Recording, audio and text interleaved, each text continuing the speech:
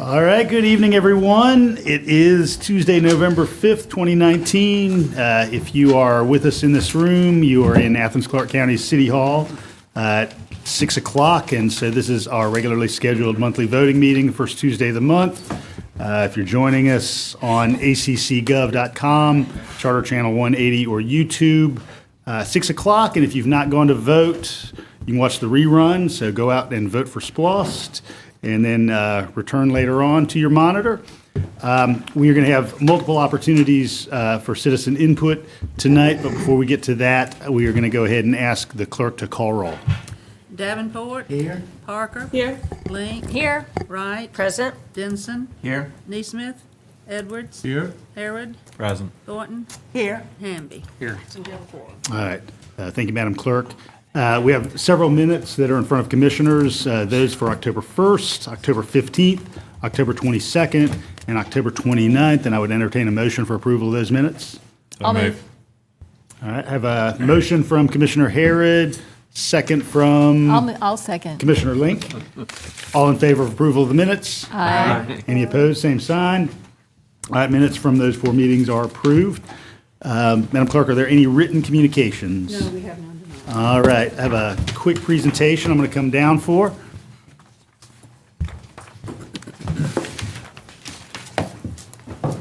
Grab this. Oh, that's all right. It's like when you have your phone plugged in and you're attempting to have conversation before the thing dies. So we're very excited. We have some of our staff members from Athens-Clarke County Solid Waste, because the Georgia Recycling Coalition has awarded the ACC Commercial Composting Facility the Spirit of Green Award in the Outstanding Government or Community Program category. Officially, staff received this award on September 17th, 2019 at the Georgia Recycling Coalition Annual Conference in St. Simons Island. Was not called for that trip. And we are fortunate that we have Mark Bird, the landfill crew leader, and Director Suki Jansen from Solid Waste. So Mark and Suki, if you'd come on up. Does all the work. All right. Mark, can see you. All right. So for everybody here in this room, and certainly everybody watching on their screen of choice, you probably know that we've made solid waste management and, in fact, waste reduction kind of a hallmark of this community for over a decade. And the staff, Suki and Mark, continue to exemplify the kind of waste management strategies that are going to get us ultimately to zero waste. So we really appreciate your work and want to provide everybody an opportunity to give these fine folks a round of applause for the great work.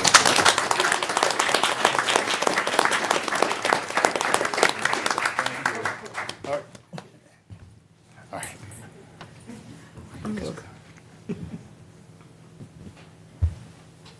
Thanks, Mark. I appreciate it. Thanks, Suki. Thank you, Gene.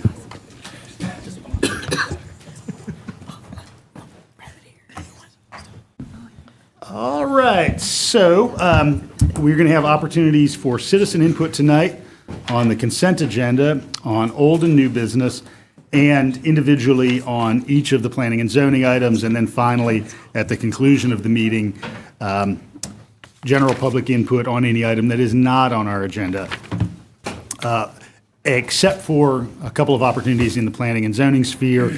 Public input is confined to 3 minutes per individual. There's a light on Clerk Spratlin's desk. When you begin speaking, that light turns green. When you have 30 seconds remaining, it turns yellow. And when your time is up, it is red. Now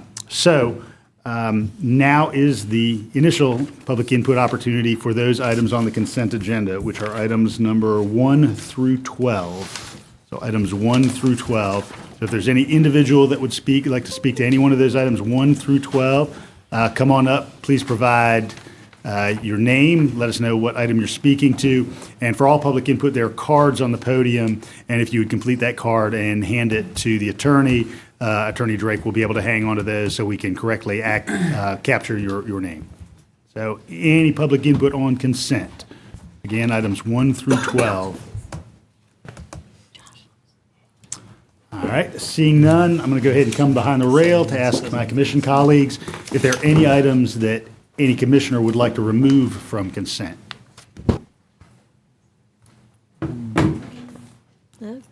All right. We'll go ahead and I'd certainly entertain a motion for approval of the consent items. So moved. Second. All right. We have a motion from Commissioner Denson, a second from Commissioner Edwards. Attorney Drake, are there any ordinances that we have to read tonight? Yes, sir. We have 5 ordinances total to be read tonight. All right, if you could do that All now. right. The first one is agenda item number 13, dealing with Athens-Clarke County Design Guidelines for Historic Preservation.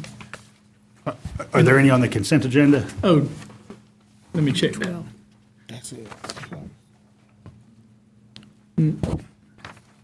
No, I do not believe so, Your Honor. All right. You're So, Mayor. no ordinances on the consent agenda, so we have a motion and a second. All in favor of the consent agenda? Aye.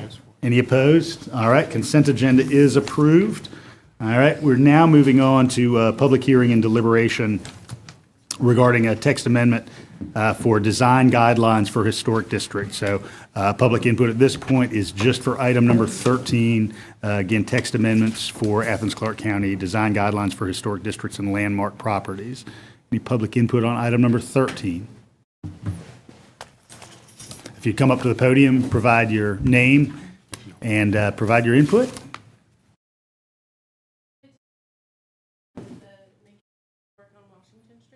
No, ma'am. No, this is just general design guideline for all historic districts. All right, coming back for commission conversation. Any commissioner would like to provide some input on item 13 or a motion? Commissioner Link? Yeah, this is a list of fairly minor additions and modifications to homes that went through the HPC a good 2 years ago. I recall going to some of those meetings and working with Amy Cassane as these were being developed. And they just seem to have sat for a couple years, and I'm glad to see that they're finally coming before us. These will make things a lot easier for folks in our historic districts to get simple changes to their structures.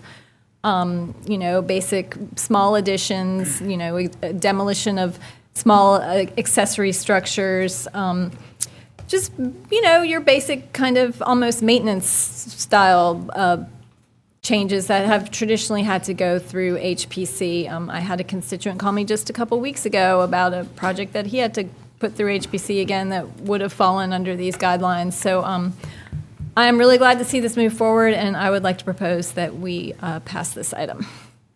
Second. All right, with a motion from Commissioner Link, second from Commissioner Parker.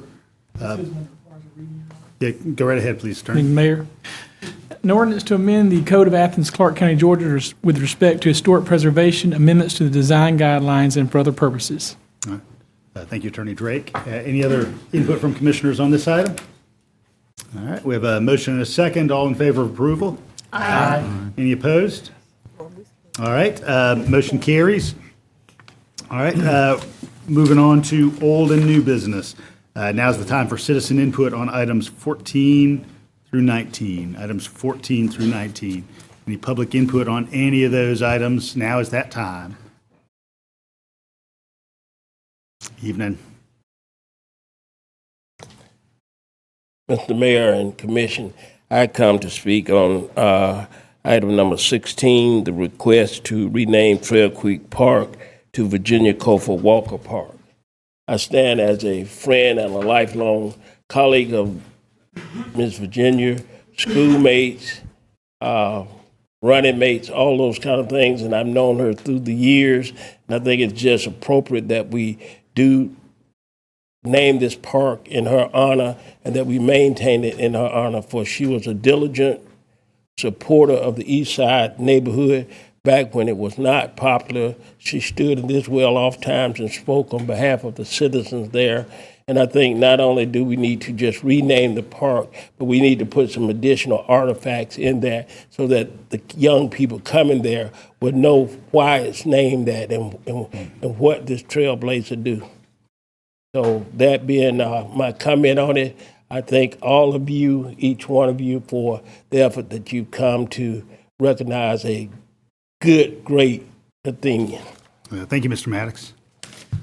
Other input on items 14 through 19?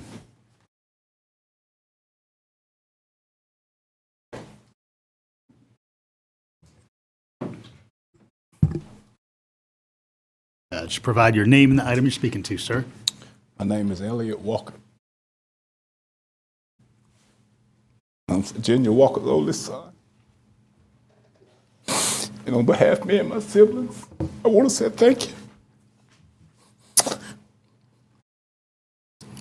Because we know she deserved it.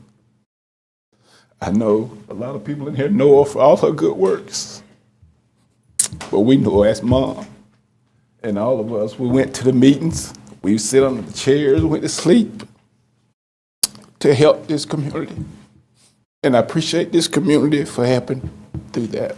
But I want to thank the mayor, District 2, former District 2 commissioners. I want to thank Mr. Blair William, city manager. I called him in 2017. He walked me through the process.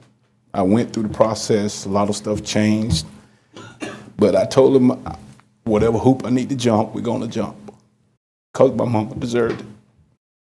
And I wanna say thank you to him. Thank you to Ken Kilpatrick. He took over, and me and him talked about once a week to try to get the process done. And I wanna thank him. And then I found out there was another person, Miss Lana, did I say that right? Assistant manager, helped out too. And I want to say thank you. I want to thank the Family Connections of Athens, Mr. Tim Johnson, executive director. He did a lot of leg work for me. I want to thank the Prince Hall Grand Chapter of the Eastern Star. They support it. I want to thank the Alumni Association, part of Maddox Group. Thank you. And I want to give a special thanks to the community of Athens for what y'all did for my mother. I thank you. Because I know what she did for this community, and she didn't do it for show. She did it from the heart, and that makes a difference. And one thing about it, we wasn't shortchanged for her doing what she did. And so we want to say thank you from the family for everything. That this park is going to be a member of her. And I like the idea of what Mr. Maddox just said. There need to be somebody else trailblazing, doing what she did. And a lot of people need to know what she did. And I thank you from the bottom of my heart. Thank you, Mr. Walker, and thanks for your mother's inspiration for so many in this community.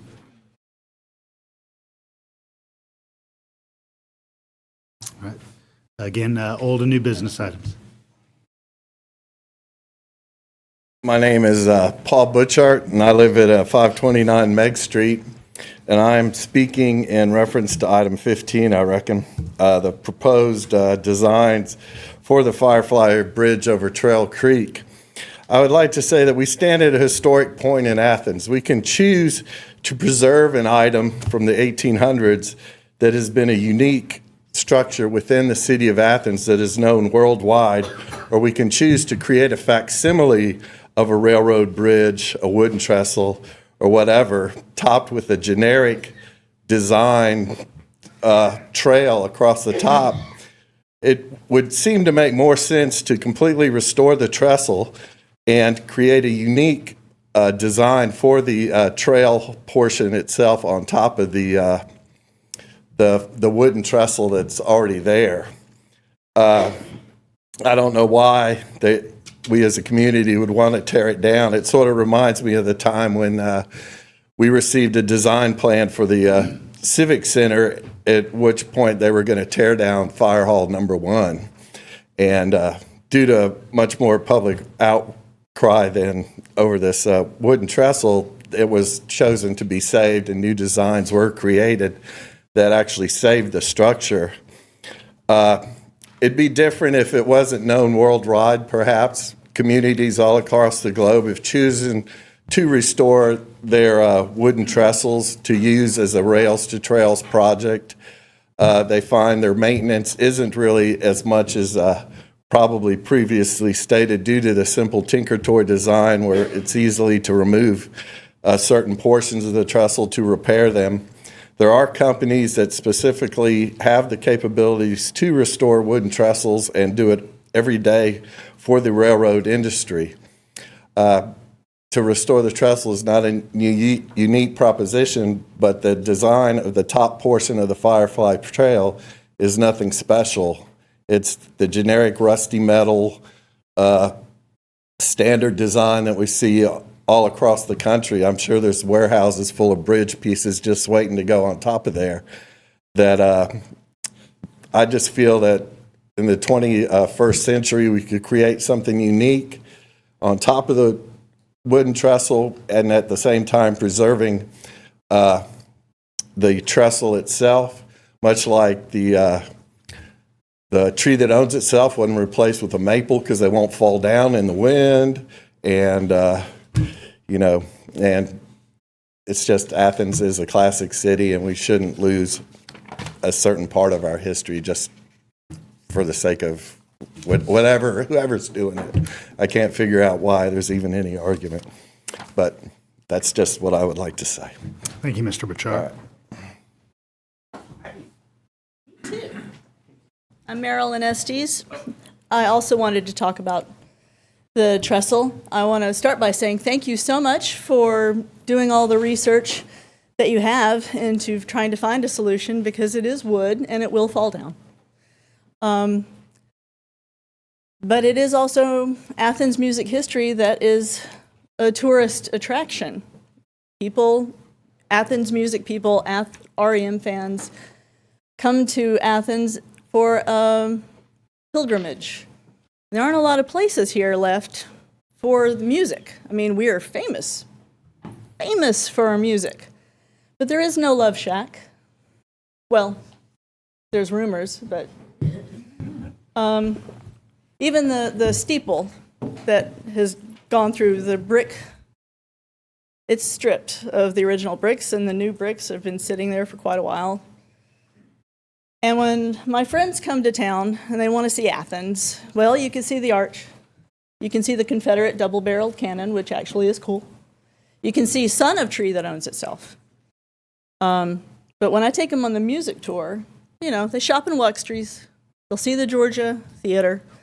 We drive by the steeple, but we stop at the Murmur Trestle, and they take their picture with it, or they take just a ton of cool pictures, and they post it online. And people who aren't even REM fans, but they were big, so people know them from music on the radio, would go and be really impressed. And the placard helps, of course, because it puts it. But when you go to London, you take a rock tour. Everybody wants to get their picture on the Abbey Road crosswalk. You go to Memphis, you look for Graceland. Come to Athens, it's that back cover that kicked off really REM's career worldwide and is in homes worldwide. So while you're talking about reworking it so that it can work, as I understand it right now, 40% of the wood might be able to be saved. It's possible that you could send it back to the redesign for 60% maybe. Something that would not take away that iconic image that people will want. Because once you take away the image, you've taken away the trestle for Athens music history. So please consider it. On Instagram today, there was a picture of somebody holding the cover of the CD with the trestle in the background. Let's not take that away if we possibly can. Thank you. Thanks, Ms. Estes.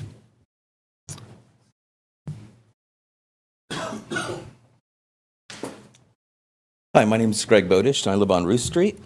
And I'm also here to talk about the trestle. One thing I want to bring up, a lot of you are probably familiar in Stone Mountain Park. There's a just ginormous covered bridge, very iconic, beautiful, beautiful covered bridge, one of the longest ones in Georgia, tons of pictures with it. That used to sit at the bottom of my street connecting College and Ruth Street, and we sold it to Stone Mountain Park for $1. That's the history that I understand. We have this beautiful train trestle, historic. That trestle was built in 1883 to help locomotives make it into downtown Athens because they couldn't make the grades. So it allowed trains to come into our city. And we are a train town. We have all our houses are built on industries that revolved around trains. I mean, we're two things, trains and rock and roll. That's what we got. And we have a park that has an iconic train monument, an iconic rock monument, basically, in the middle of a beloved park. This is crazy to do anything other than restore it as close to historically accurate as we can make it to show children in the future what an 1883 train trestle looks like. It's kind of seems odd to me to even think of doing anything. The design they proposed is absolutely gorgeous. I'll admit that, but it doesn't look like our train trestle. It doesn't have the history and the things that make this town special. I don't want us to miss this opportunity. And I think a lot of people don't understand when they're in the park because it's fallen apart because it's just been neglected and it's not been explained. And so we have this beautiful historic structure that's not put in context. So once it's put into a proper context, and if it was restored properly, the historic and cultural value will be well understood. And then it also is a gateway into Athens, and it's still providing the same function. It's going to allow people to not have to deal with that horrible grade going up and down to get into downtown. So it's going to live on, in that iconic way. And sure, it can do that if we rebuild it, but we're going to lose the history. We're going to lose. We're really gambling with those photo opportunities that everybody wants to take. This is our Eiffel Tower. So it really hurts for me to think that we're going to do anything other than restore it to its original look. So that's all I got. Thank you, Mr. Bowdish. I'll leave this up here. Yeah. Thank you.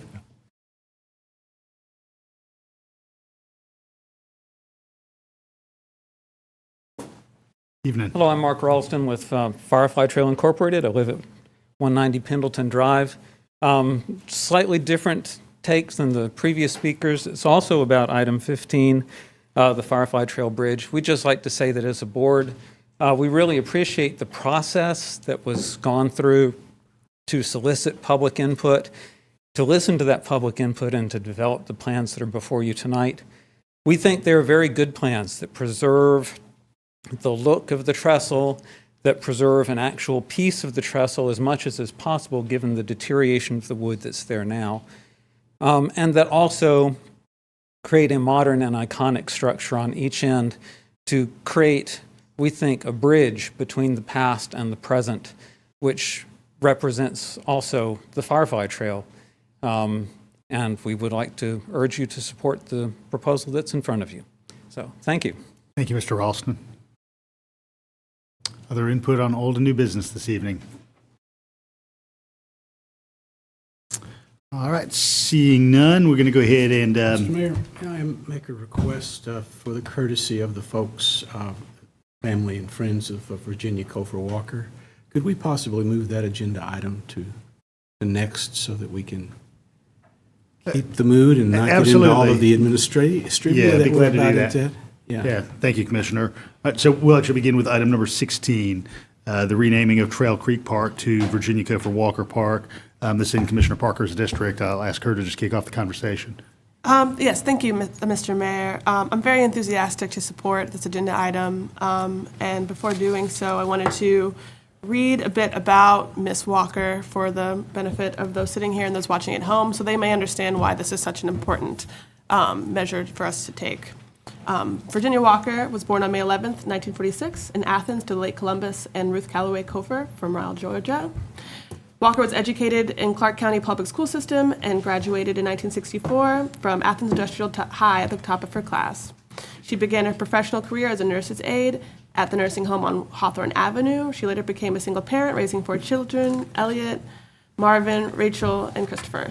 She became very active in the civil rights movement in Athens. She had a passion for wanting all children in the community to have all their needs met and felt that the leaders in the community had an obligation to make the children of the community feel safe to thrive and grow. Miss Walker was a member of Springfield Baptist Church in Athens, and she served in many capacities as an usher, vacation Bible teacher, and a cook.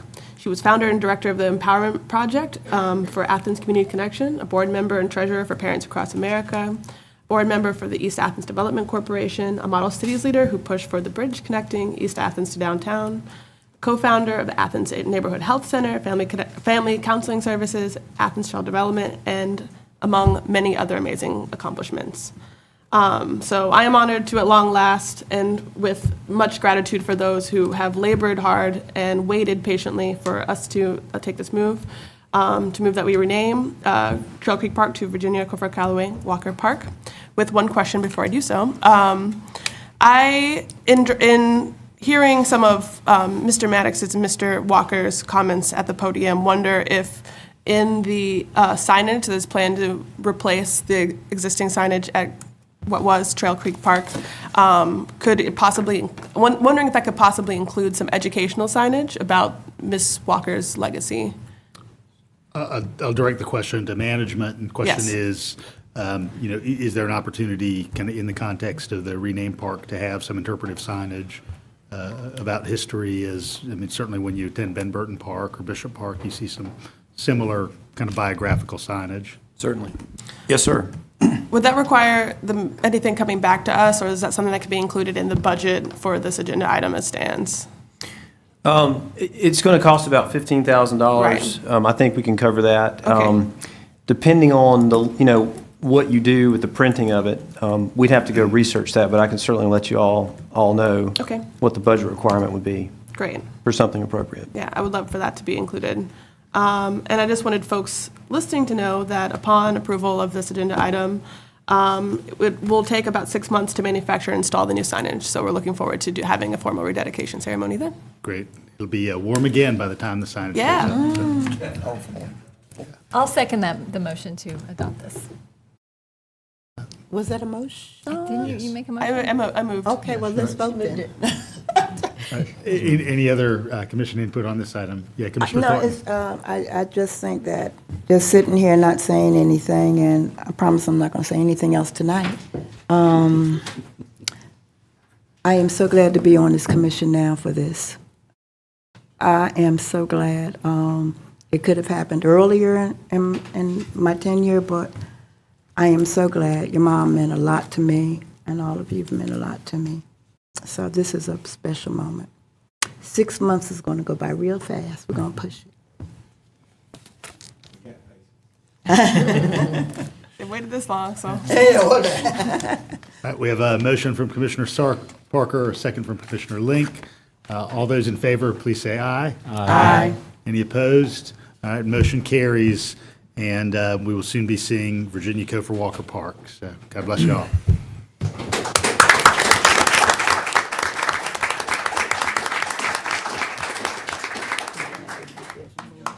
Thank you. We appreciate it, and we appreciate the gifts that your mother gave to this community. I know you said that they were selfless and that you as children benefited from them. I hope that's true for children of everybody behind the rail here. We're going to move on now to item 14, the request from Commissioner Edwards for creation of the new Urban Services District to expand the solid waste collection services to the single-family portion of Riverbend Parkway.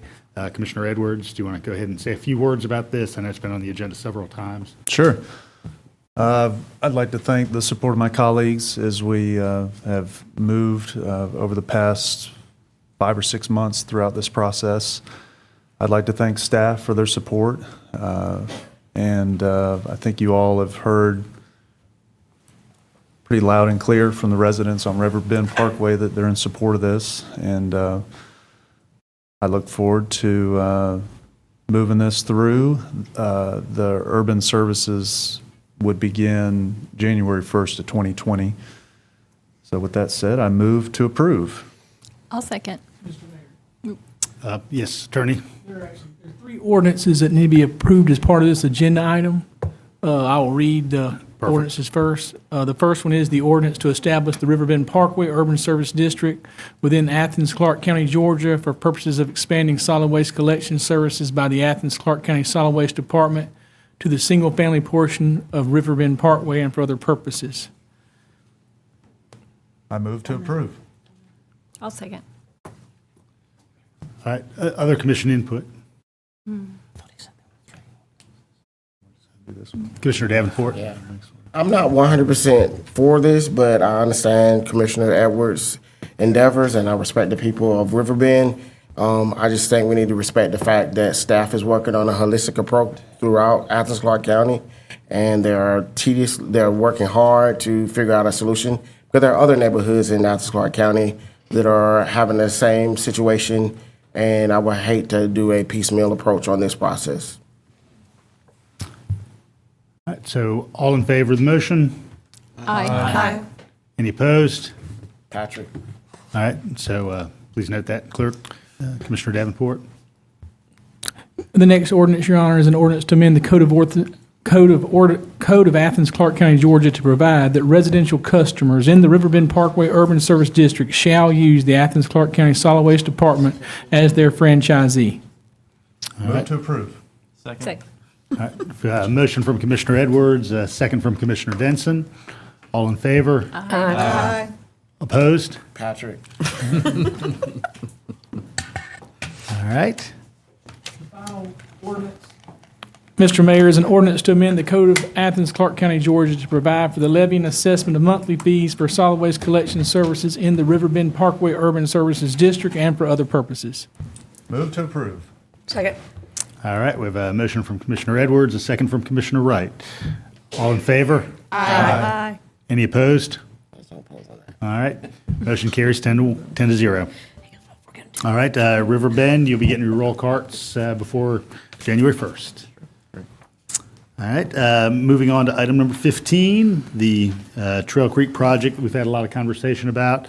I know there's a commission-defined option from Commissioner Neesmith. Commissioner, would you want to kick off conversation tonight? Yes, thank you very much. I have a lot of sympathy and regard for the idea of just preserving the bridge as much as possible and even not changing it. But we've been through a lot of design processes, and we have a design before us which is beautiful, I must say. But my commission-defined option has but one goal, and that is to give the designers the opportunity to add a little more wood to the span. And rather than redesigning the bridge, I met with Derek for a while and discussed how to approach this. And he was supportive, I shall say, of an idea of simply asking, as a part of this agenda item approval, asking the designers to evaluate minor adjustments to the geometry and placement of the 2 arches, including radii, anchor locations, and height, in order to extend the wooden trestle structure length. So we're not telling them how to do it. We're simply encouraging them to take another look at the design and see if they can add 1, 2, 3, 4 vents, additional wooden vents to the structure, so that the wooden structure is in greater proportion to the current approximately 41% of the total length. Make it a little longer than that, in the wooden structure, that is. The other part of the motion is to use the existing steel girders that are in the structure now and salvage them rather than reuse them, and salvage them for potential use in artistic and or educational projects that would be around the bridge. There's a historic value to this metal that would be lost, I believe, if it was simply a part of the structure. So I'm sure we can find some very imaginative artists in the future that could use these steel girders, to create something beautiful and educational. I also hasten to add that attachment 3 is not the same attachment that we saw in our agenda setting meeting. And that is because the attachment that we saw had a much broader scope in terms of condemnation or taking of land. The purpose of this agenda report was to make a resolution that allowed staff to acquire or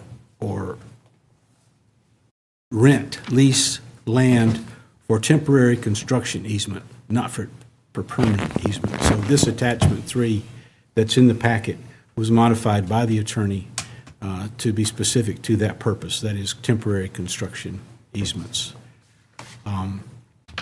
So is Derek here? He's not here. Part of what Derek and I wanted to do with this commission defined option is not cause a delay and not cause any significant additional expense. The process would be that staff, the engineers, the contractor would look at the design and look at one or more minor adjustments to the geometry. That would go to the Rails to Trails Committee and the user group, and then it would go forward. It would not come back to us. There would be no more public hearings. Speaking of public hearings, I want you to note that these designs were finished, they're dated, before the open house input. So the only conclusion I come to there is that none of that input resulted in any changes to these designs. And I know that there was significant input about suggested changes to these designs, this being one of them. So I think that we owe it to the public to take one more quick look, not a big deal, and see if we can make more wooden structure for this iconic structure that we shall have. And with that, I'll make the motion for the commission defined option. I'll second that. All right, we have a motion from Commissioner Neesmith, second from Commissioner Link. See Commissioner Harris' hand, who's chair of the Rails to Trails Committee. Thank you, Mr. Mayor. So I certainly appreciate Commissioner Neesmith's interest in this matter, but I will not be supporting his motion. The Rails to Trails Committee has been looking at this for at least a decade. The last time we looked at this bridge, we started looking at it in 2010. We have gone through an extensive public process. We have had lots of people comment. Those comments have been collected. We have a Rails to Trails Committee meeting coming up in 2 days. The normal process would be the mayor and commission will approve this. The Rails to Trails Committee will look at some of these options, and we may, in fact, actually recommend both of these options. I don't know yet.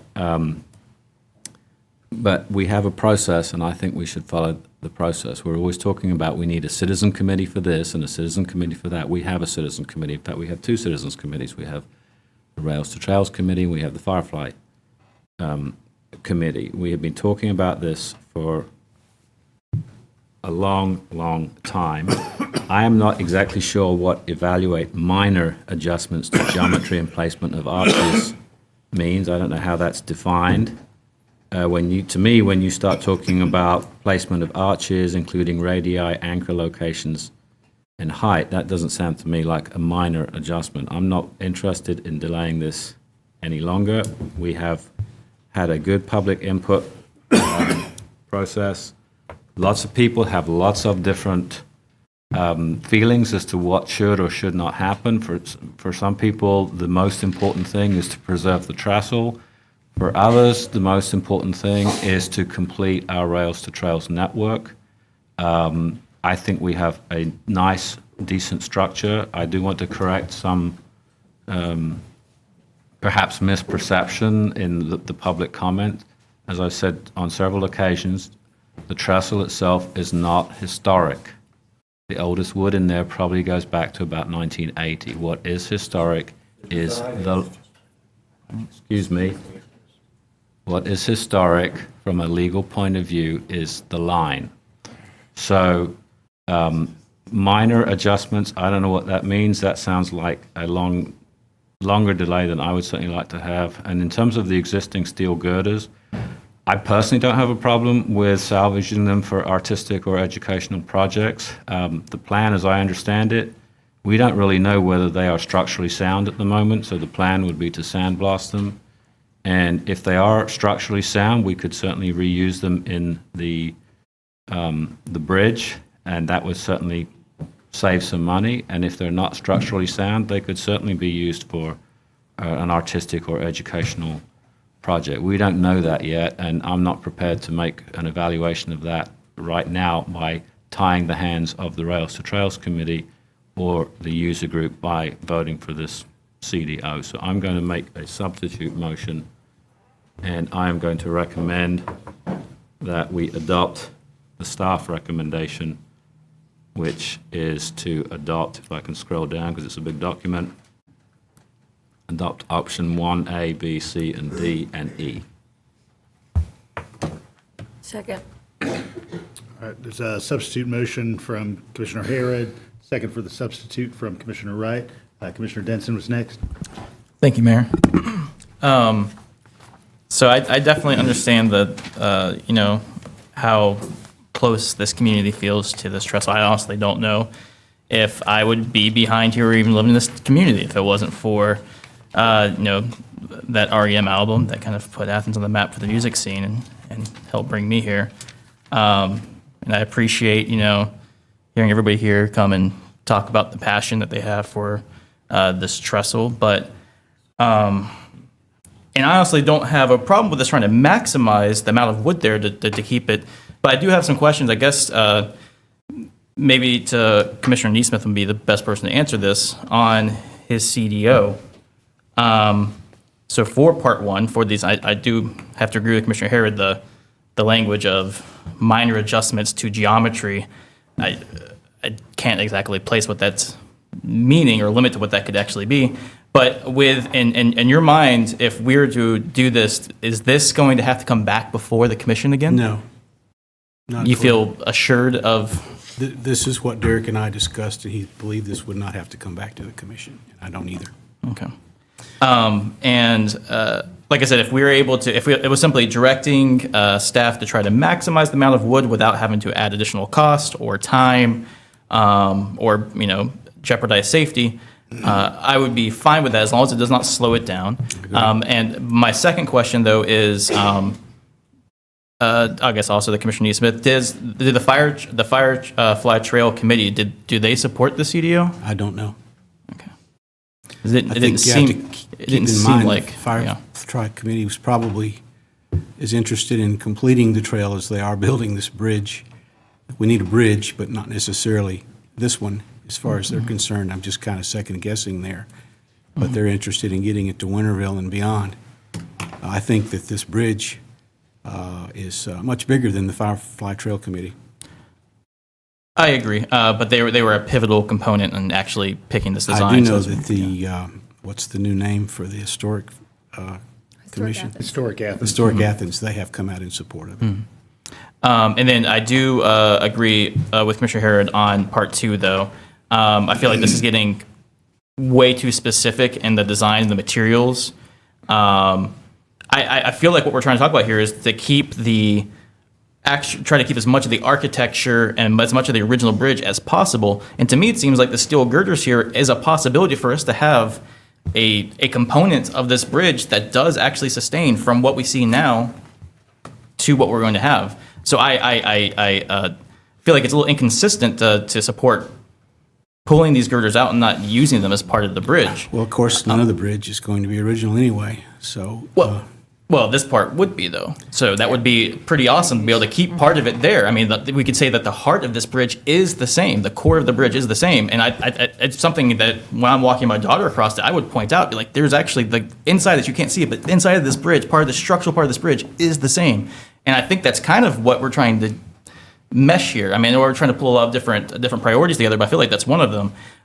So I have to agree with Commissioner Harrod that if they are usable and structurally sound, I would like to see them actually incorporated in this bridge. And if not, then salvage them for potential artistic and or educational projects.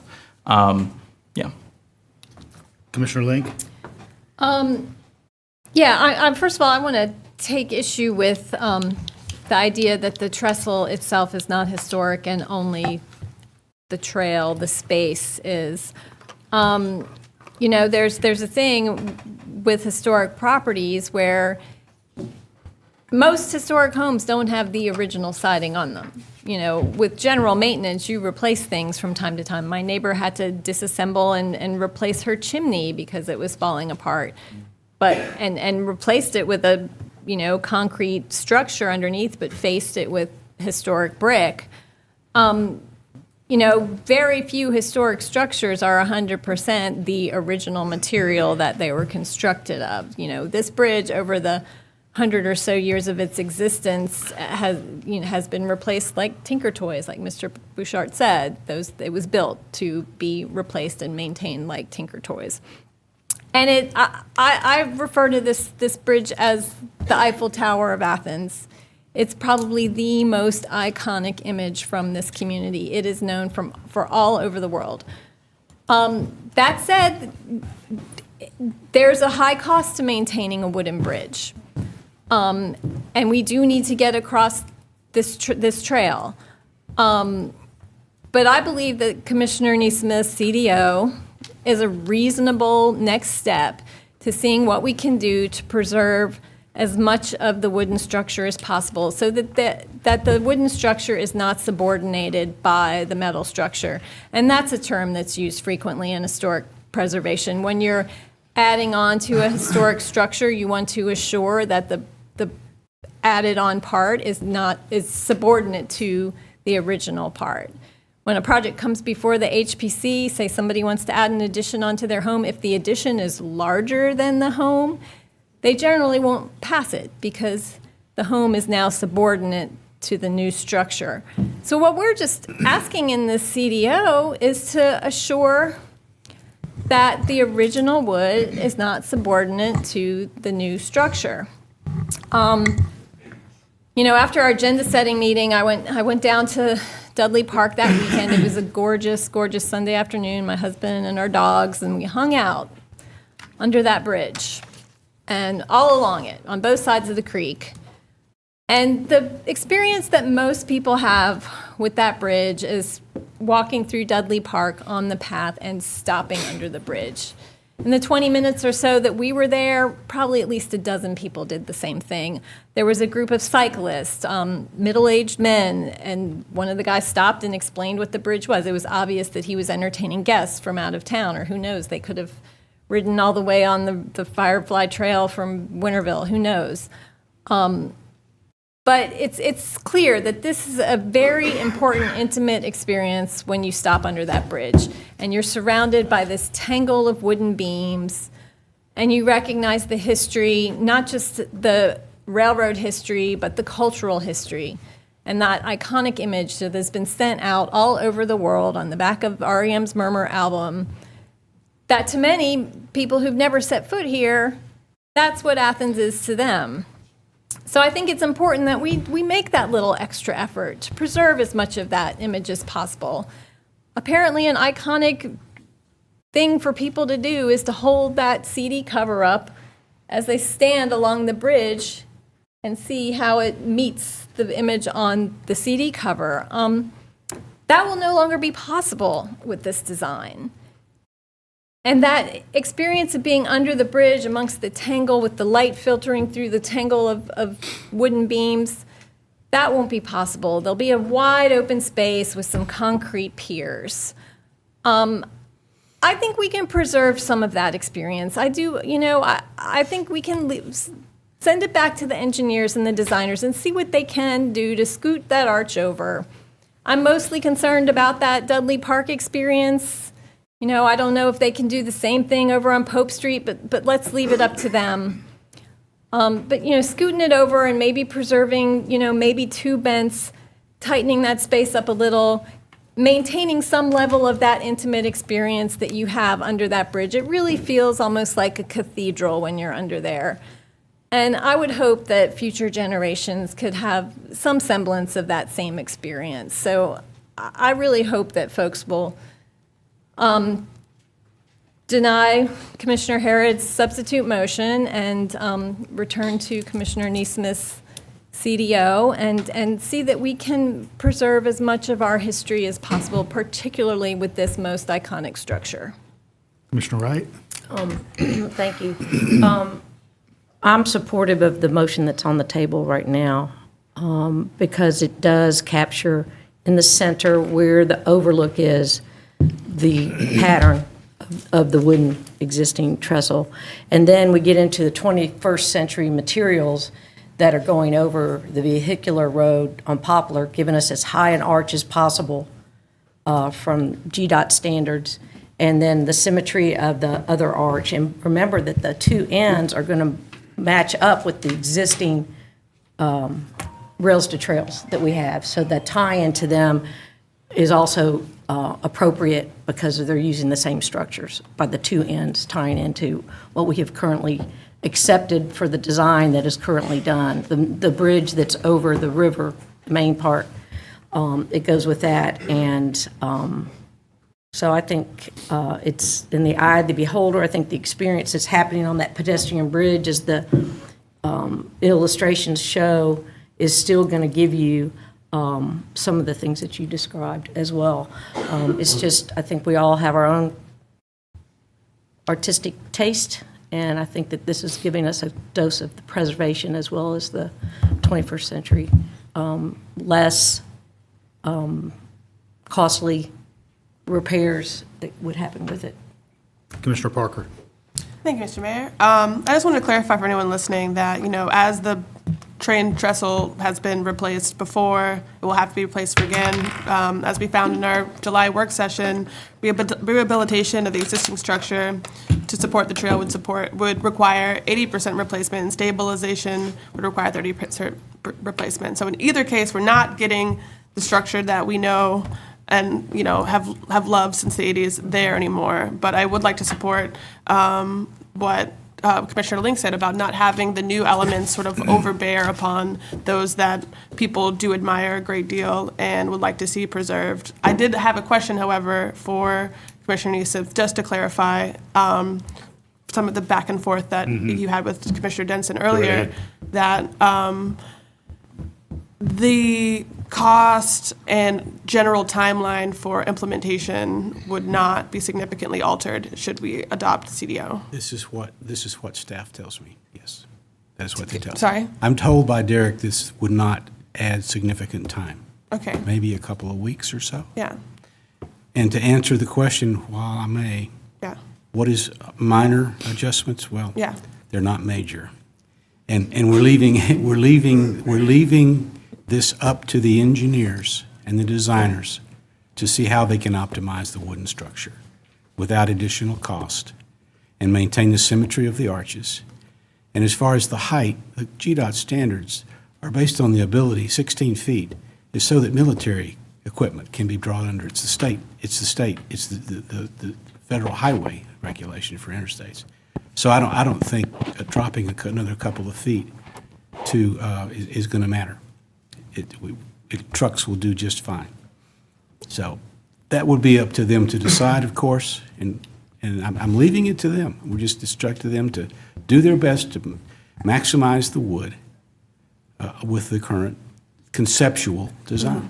Yeah, don't get me wrong, I'm in support of your CDO. I just wanted to, before expressing that support, note that these parameters of keeping the cost similar and keeping the timeline on track kind of give shape to what we mean by minor here. Exactly. And I wanted to ensure the cost would not be significantly increased because, frankly, I obviously love music a great deal and the Athens music community a great deal, but think that there's other historical elements in our community that are often overlooked, and that putting any more money into this project might not be best stewardship of our budget.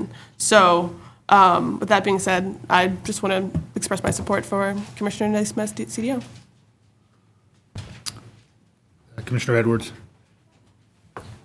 I'm looking at this image here that Commissioner Link just sent me with the Murmur album back cover. and then I'm looking at the design concept as proposed. And it's true, there's going to be a steel archway that supports the trail over the road. But from the terminus of the archway all the way to Trail Creek, there will be wood pilings that look very much like what is on the back cover of this album. And so, in my mind, folks can continue to park in Dudley Park and walk down Poplar Street and take pictures of this wooden structure. I don't see it going away. This design has grown on me. I think it's a great design. I was a little reluctant to go down this road with a CDO at the agenda setting because of the possibility of a retaining wall, but it looks like that's off the shelf now. But as I read this language, evaluate minor adjustments to geometry and placement of arches, including radii, anchor locations, and height, in order to extend the wooden trestle structure length. I'm hesitant to give such a direction to staff because I feel like it's hard for me to wrap my head around where the design is going to go. If we are directing staff to evaluate adjustments to extend the wooden trestle structure length, it seems vague to me. Now this piece of legislation is in staff's hands. They have to evaluate, well, what's minor, what's not so minor, where's the line going to get drawn, how much wood do we put into it? Okay, maybe we put a little bit too much. We need to bring it back to the commission to see if this is okay. And I feel like we're basically designing this thing at that point. We are going to be giving approval to whatever staff acts upon through this direction. That's the way this should be run. We're empowering staff to execute a directive here.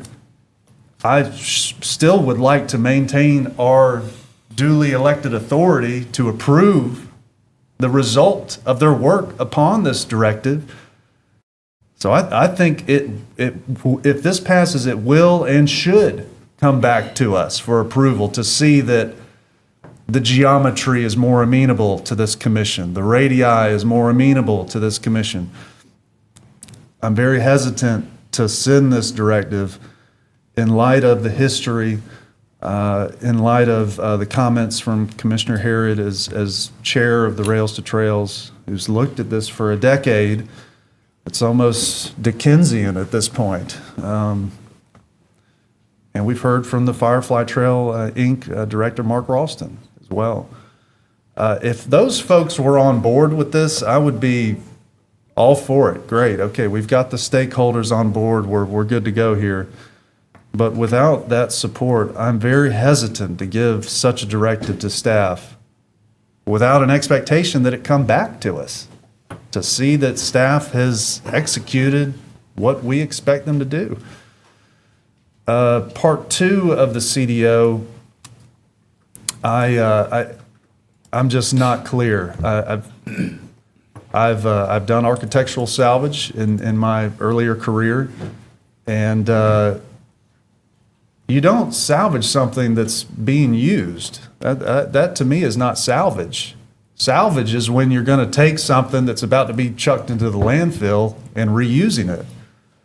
These steel girders are being used. We want to keep using them. We don't want to chuck them in the landfill. So I don't think that that's technically a salvage. I'd like to keep the steel in there. And if somebody has a proposal for some art, then they can find new materials or something else. So, thank you. Commissioner Link? Yeah, I'd just like to ask, what was the purpose of the final public input meeting if none of that input was considered? You know, I don't believe Commissioner Harrod was at that meeting, but I know Commissioner Neesmith was, Commissioner Denson was, I know Commissioner Davenport was, and Commissioner Davenport and Denson and I had a conversation about the bump outs, the overlook bump outs, and our concerns about the incoherence of that design, yet we see the same exact design brought forward from that meeting. You know, we brought those comments to the consultants. I am just really concerned that meeting was just for show. You know, that this design was a done deal in its concept phase. And you know, I do have some issues with the process where, you know, we didn't have an open conversation during those public meetings. It was like, you know, put up some pretty pictures and have the consultant explain everything and then, hey, come talk to us one-on-one. There wasn't the opportunity for folks in the audience to ask a question or present ideas and have the entire room consider those ideas, which is typical of our public input processes. We don't have discussive public input processes. We have these very intimate little conversations that may or may not get out there and make it forward. So that is a concern of mine, because there were folks at that meeting who are very knowledgeable about these things. And I even remember early conversations in some of the earlier, at least one of the earlier public input meetings, where there were folks with extensive historic preservation backgrounds who had ideas about the specifics of this particular design, or this particular concept with the bookended concept, concept B.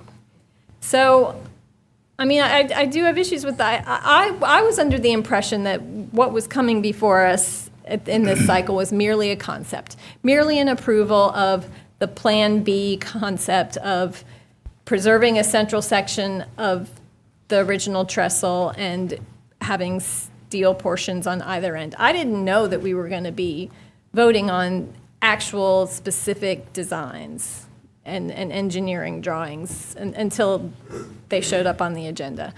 So I believe that we've kind of been misled a little bit, and that we haven't had the full opportunity to really discuss this concept, or, you know, any opportunity that was had was completely disregarded, in that this was a done deal before the public input meeting even happened. I'd like to address it, sir. Manager Williams, if you could just discuss the sort of three design options that were presented to the public and sort of how that led to the agenda report that's in front of us today. Well, I want to dispel any notion of any misleading. We had a work session, the four designs, the fourth being, and Commissioner Neesmith asked for the standard. So those were presented. I don't think that the intention was to nuance any of the concepts. It was to get public feedback on the four concepts. And the Firefly Trail, the Rails to Trails Committee, all these folks have been involved. So this has all been done in the open, and it was getting feedback on those four concepts. And Commissioner Neesmith wanted to know if there could be more wood added, and it's possible, but we need to let the designers look at it. Now, having them look at it's not going to cost any more money. But if any changes are made, we're going to feel compelled to go back through the process again. And then there's nothing wrong with that. That could add a little bit of cost, but to Commissioner Harrod's point, we need to follow a process. It's been difficult at best. It's been going on for years, and we're just trying to get to some resolution so we can move the project forward. Commissioner Neesmith and then Denson. Well, I agree with Commissioner Link. I thought we were going to vote on a concept. We went from concept to final design in one swell swoop. And I do know there was extensive conversation by citizens, people who have been involved in this project for 20 years, about the particulars of this design. And I presented those to you at the work session, and it was too particular. And you made some good points. So the idea was to work with Mr. Doster to come up with a way If this was done right, we would have seen another alternative design based on citizen input. We would have seen two designs. The original design that staff decided was the final design, and they're asking us to vote on that, or the result of citizen input from the open houses as a second design.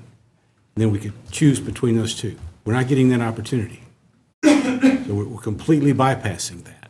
In an effort to save time, this CDO lets staff do that.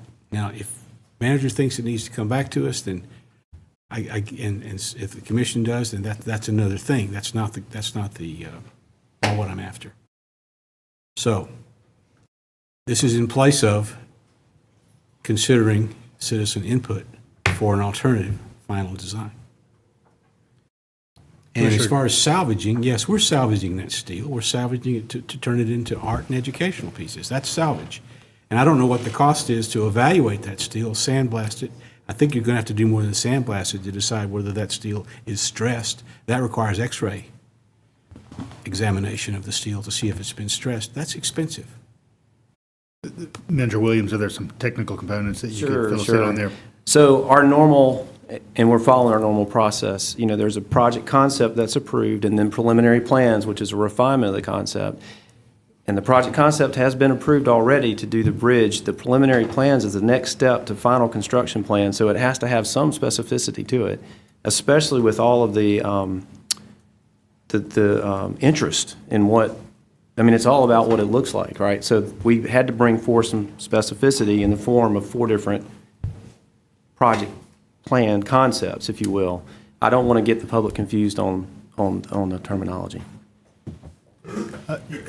Just another technical note that I'd make is that, one of the things that happens in public input processes is that, as the policymaking body, we're charged with determining which elements of public input are compelling that might prompt us to want to go through an additional round. So I do note for all of us that is our job, and that's what we're here to do tonight. It's not staff's job to cull public input for the compelling versus the non-compelling. That's our job. So, Commissioner Denson. Thank you, Mayor. And yeah, I guess just for some clarification, especially for the public, as I'm looking through the history here, the project concepts were approved at the February 6, 2018 meeting, which shows you how far this goes back. It goes back a lot further than that, actually. And then the preliminary plans originally were denied November 9th of 2018, and they were withdrawn, and they went back to make more preliminary plans. So I guess what we're operating here is on that February 2018 vote. That was the project concept, and we're just now at our second try at the preliminary plans.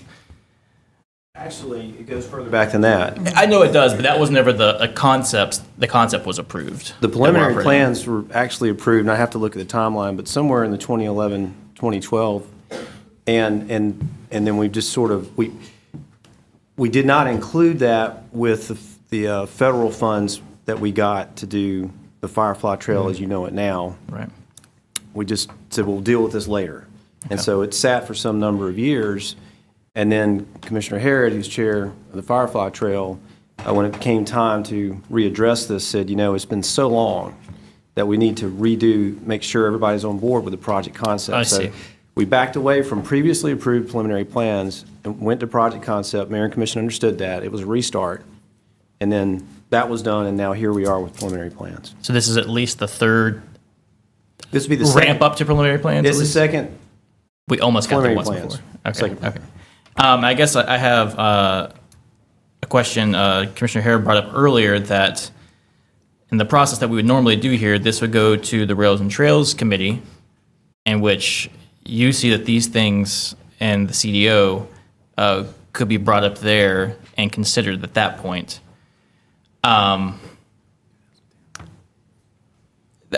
If that was the case, that sounds possibly like a potential better idea, because there's like these conflicting ideas I'm hearing on the CDOs. For one, on the fact that we're saying that we want to keep the bridge as close as we want it as it is, as close as we can. But then item 2 of this says we're going to intentionally take out part of the bridge that might actually be able to stay there and get rid of it, which to me is very inconsistent with the argument. And then we're saying that we want to make sure that what we're saying here and that these changes are actually put in place, but by approving the CDO, we're actually forfeiting our ability to look at the final preliminary plans. So and it's to me what I'm hearing from my fellow commissioners is that if we approve the CDO, many of these commissioners are going to demand that this comes back before us again. So I understand that the intent of the CDO, as Commissioner Neesmith brings it, is not to delay this. What I'm hearing is that some of my fellow commissioners are going to demand that it do so, which will delay it, even if that wasn't the intent. And so I'm kind of feeling like maybe the best route is just to go ahead and pass this and put this in the Rails and Trails Committee's hands of Commissioner Harrod and ask the chair, Commissioner Harrod, to simply bring up these items, or I'd say at least item 1, I am not interested in item 2, at that committee. Can I just quickly address that? Yeah, Commissioner Harrod. Thank you, Mr. Mayor. So that's entirely the plan. So we actually have a Rails to Trails Committee meeting on Thursday. The Rails to Trails Committee and some of the members of that have been on the committee since the beginning, and that's 20 years ago at least. So they're very familiar with this project, and the plan is to, certainly I'm sure that they're listening to this conversation right now, and certainly I know Derek is listening, and so what we discussed tonight will be brought to the Rails to Trails Committee at its meeting on Thursday, and then we make a recommendation to the user group, and then the user group takes our recommendation, and they will hear back from Kimberly Horn, who has taken the public comment, and they will formulate a final recommendation for completion of this project, with the understanding that as the engineers start to actually construct things, there might need to be a minor tweaking, as there always is with any kind of construction. But that's the process. Can I ask a quick question on that? Yeah, just following up on that point, Commissioner. Yeah. So in these upcoming committee meetings, is there opportunity for the folks who, feel that they were not included in the public input process to give further public input? The meetings are open to the public, so the public is entitled to show up. Typically, we don't take public comment, but if there were an overwhelming desire to do so, I don't have a problem with that. In the past, Mr. Butchert has showed up, and although he's not a member of the Rails to Trails Committee, I've allowed him to speak because I think he had a particular point of view that he wanted to have expressed, and I thought it was important for the committee to hear that. At the end of the day, I think what certain individuals would like to see happen is not the kind of collective will of the community that has heard back from it. I mean, these designs here are, as Manager Williams said, we looked at 4. There were some public input hearings. The mayor and commission made a decision based upon that public comment, looking at the different options that we were going to go ahead with option B. And so that's where we're at right now. Sure. I just wanted to make that note for folks who are here or who are listening in case, whether this passes or fails, that there might be an opportunity for them to be heard yet. Let me clarify something. Commissioner Neesmith. What we voted on was concept B, not preliminary plan B. We liked the concept. The concept became a preliminary plan with no other options. That's the problem. Commissioner Davenport. I motion to move to vote on this thing because we're going to be back and forth all night. I think we've heard from all the I second. Call the question. commissioners. All right, there's a motion and a second to call the question. We're going to go ahead and do a roll call on calling the question. Commissioner Davenport? Yes. Parker? No. Link? No. Wright? Yes. Denson? Yes. Neesmith? No. Edwards? Yes. Harrod? Yes. Thornton? Thornton? Thornton? Yes. Hamby? No. 6 yes, 4 no.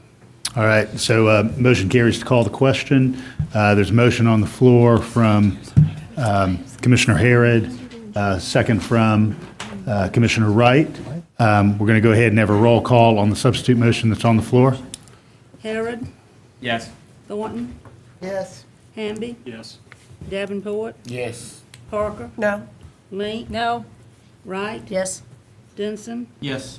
Neesmith, No. Edwards. Yes. 7 yes, 3 no. All right, so motion carries for the approval as presented by staff.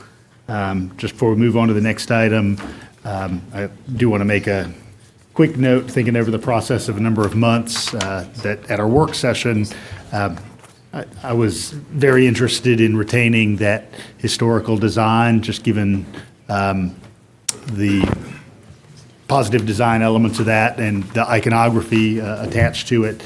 But I will say that if anybody looks in the agenda item, I encourage them to look at the image titled "Looking North from Poplar Street."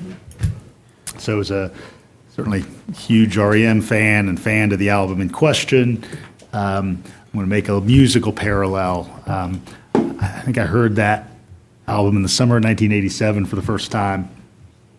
And a couple of years later, I heard the earlier version of one of the tracks on that album, Radio Free Europe. And in its earlier version, as released on the Hibtones single about 2 years earlier, you heard a slightly different version of the song.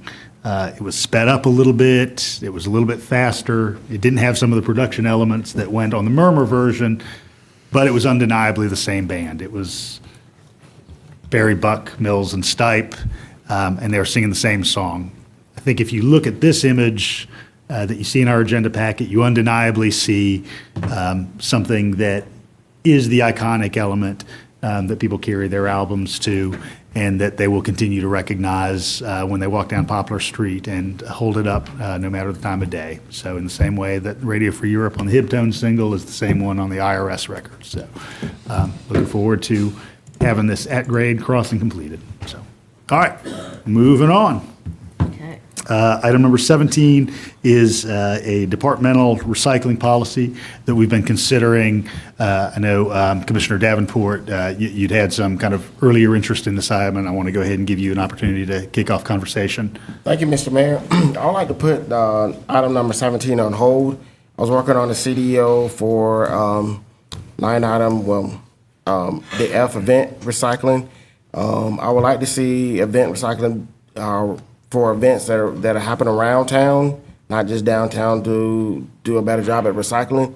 It's in our goals and objectives that we voted on, well, the former commissioners have voted on in the past, and it fits our mission. So I'd like to put the item number 17, departmental recycling policy, on hold for 30 days. We can see it in December.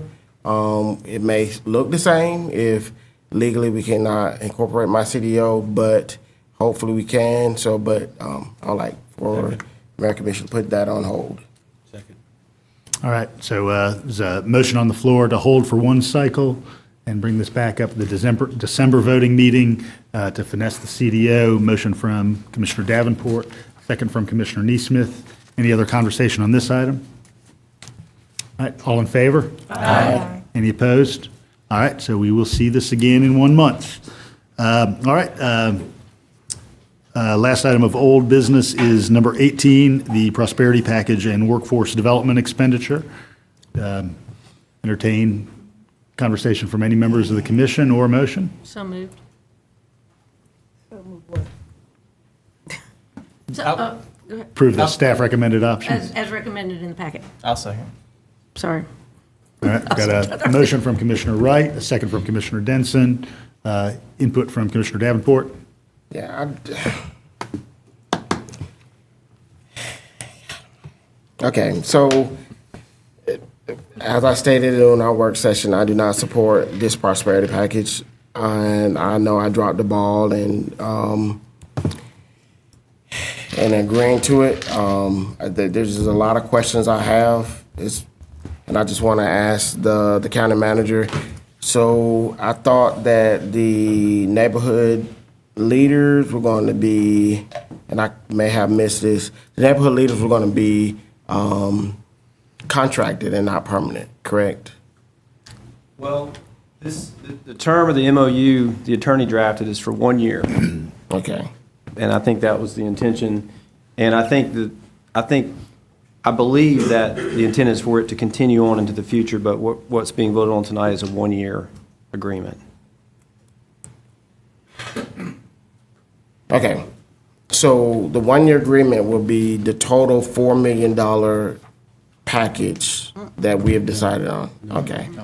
We got a proposal from Families Connection, which indicated what a multi-year cost would be, but the first-year cost was $800,000. Okay. That's the expenditure being voted on tonight. All right, thank you. Commissioner Thornton. I hate to be a stick in the mud and almost sounding like I agree with Patrick. Under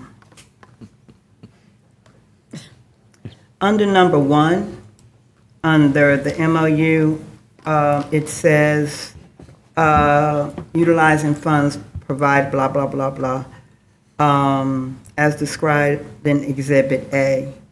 And I have not seen Exhibit A. My concern also is, I think that's something that can be fixed, but I would like to see what I'm voting on totally. And then when you go to section number 2, it starts to spell out some of the roles and responsibilities, support community engagement, registering people to vote, and I see case management support several times. I thought that we really were trying to get away or move in another direction from social services to more of an economic development, which could be a combination, but there's nothing in this wording that looks economic to me. I thought that we were going to take the social services and make more of a robust economic plan. This, to me, looks like case management, social services. And I am not comfortable with that. Now, if I'm wrong, and maybe I'm just reading it wrong, I'll ask the manager or somebody to explain it to me. Maybe I'm reading it wrong. I do see about the utilizing data. I do see about the reporting. But we have heard so many good ideas from other people in the community that does not fit any of this that I see. I think what probably could have happened was to not even start spelling out things, but to have it more broader, that it would have this. But when you start naming a couple of things, the things that I'm looking for are not showing up. So I am not looking for another social service program. Manager Williams, is there any element that you could support Commissioner Thornton with? Yes, so Exhibit A is the proposal that we got from Tim Johnson, Communities and Schools, and, my understanding of the case management, Commissioner Thornton, is that I think it's important, and y'all have articulated that you want to know you're making a difference. So we kind of have to follow people's progress and success to know that if what we're doing is effective. So that's part of having that built in there.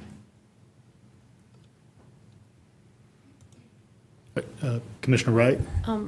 Yeah, Ovita, can you give me a page number? Because I see, in reference to this agenda item, attachment 1 and 2, I'm not seeing, and I see it attached, but I don't see a reference to an A. So I'm just trying to find what page you're on. In the MOU itself, It's it in the references Okay. that proposal. Okay. All right. We just got this MOU, so maybe others have not seen it. But I have not. I know we've been wrestling with this for a bunch of months, and I'm the main person that have been pushing for this. But if we don't come out the gate right, and like I said, we've had so many comments and so many ideas, and what I see in this description, and especially in that section 2, it looks like the same old thing that we've done in the past. And I think this is, I have mixed feelings about it right now. I just don't see what I was looking for, and I don't see what other people have asked me about happening. It's not, and it could happen. Maybe that's what I want somebody to tell me, that it will happen, but it doesn't say that in this description. Well, I know the county attorney, myself, and Tim Johnson, you know, this MOU reflects the proposal that the neighborhood leaders, which you've heard before. It just brought some structure to the agreement to, you know, there's insurance requirements, there's, so all the wording out of here, and I'm asking you, County Attorney Judd, to affirm that this comes from the proposal, it's informed by the proposal. That's correct. I mean, I can read the key parts of the agreement if you'd like, if you want to know what it is. Is that the Exhibit A that we don't have, that I don't see? Yeah, the Exhibit A is actually the original proposal that Tim Johnson gave to the county manager. I'm not sure if it was distributed to the commission. It informs the agreement. The agreement does provide that there's any conflicts in what's in the Exhibit A, the agreement controls. Because he originally wanted the program to be funded for 3 years, the commission only agreed to do it for up to $800,000 through the end of the next year. So we had to change that. But in essence, the agreement provides for a neighborhood leaders project director and 16 neighborhood leaders. These neighborhood leaders provide resource and referral services in each of the 16 geographic areas defined in the elementary school attendance zones. The services will include information sharing, outreach, and case management support. Neighborhood leaders will support civic engagement, including not limited to promoting response to census, registering to vote, voting, and providing input into public processes. Neighborhood leaders will document services utilizing data management systems, purposes of case management reporting. And there's a lot more stuff in here about insurance requirements, requiring that they report their monthly expenditures to the commission, the county manager. The county manager approve before their budget. But that's basically what the summation I just read is what the neighborhood leaders program will do. Melissa had her hand up, and then I have a comment. There are several commissioners. Commissioner Hamby? Sure. Thank you, Mayor. And I think the important part of this is to make sure that we get as many people behind the rail as comfortable about it as possible. I certainly support the Neighborhood Leaders Program. I'm a bit disappointed that we got this MOU tonight in an email, and we'd asked for it at the agenda setting.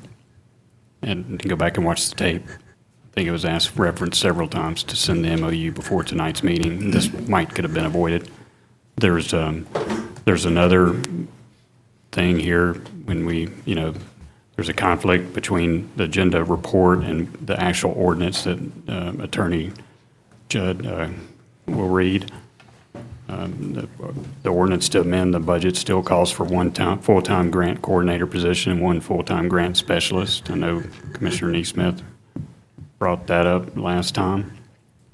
So it seems to me like there's some need here to make sure that folks are comfortable with the language in the MOU, so that we can move forward in a way that we're all comfortable with. So I guess I'm gonna make a substitute motion that we hold this until December. I mean, Commissioner Thornton may want to add some language to the MOU that helps satisfy. I don't think that'd be inappropriate. One of the difficulties is, I don't think I'm on there. One of the difficulties is that we sent this to the Communities in School organization. They were having their attorneys review it. The changes we made, we haven't heard back from them. I mean, it's to my knowledge. So it might be, I think it would be appropriate so they may have changes to the agreement that we hold off till December.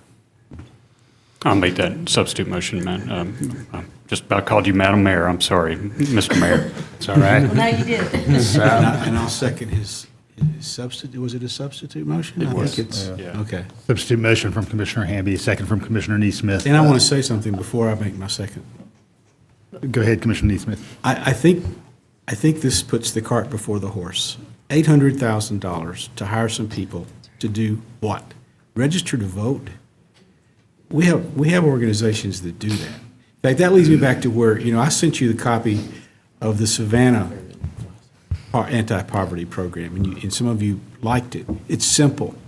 You set some goals. You solicit from our partner organizations what they can do to help us meet one or more goals.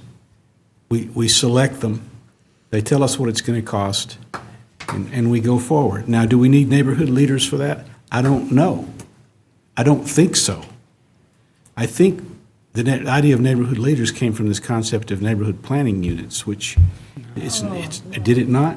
Okay, never mind that. Never mind that. That's how confused I am about what direction we're going. We need to establish a direction. I think we need to think about looking at the Savannah plan.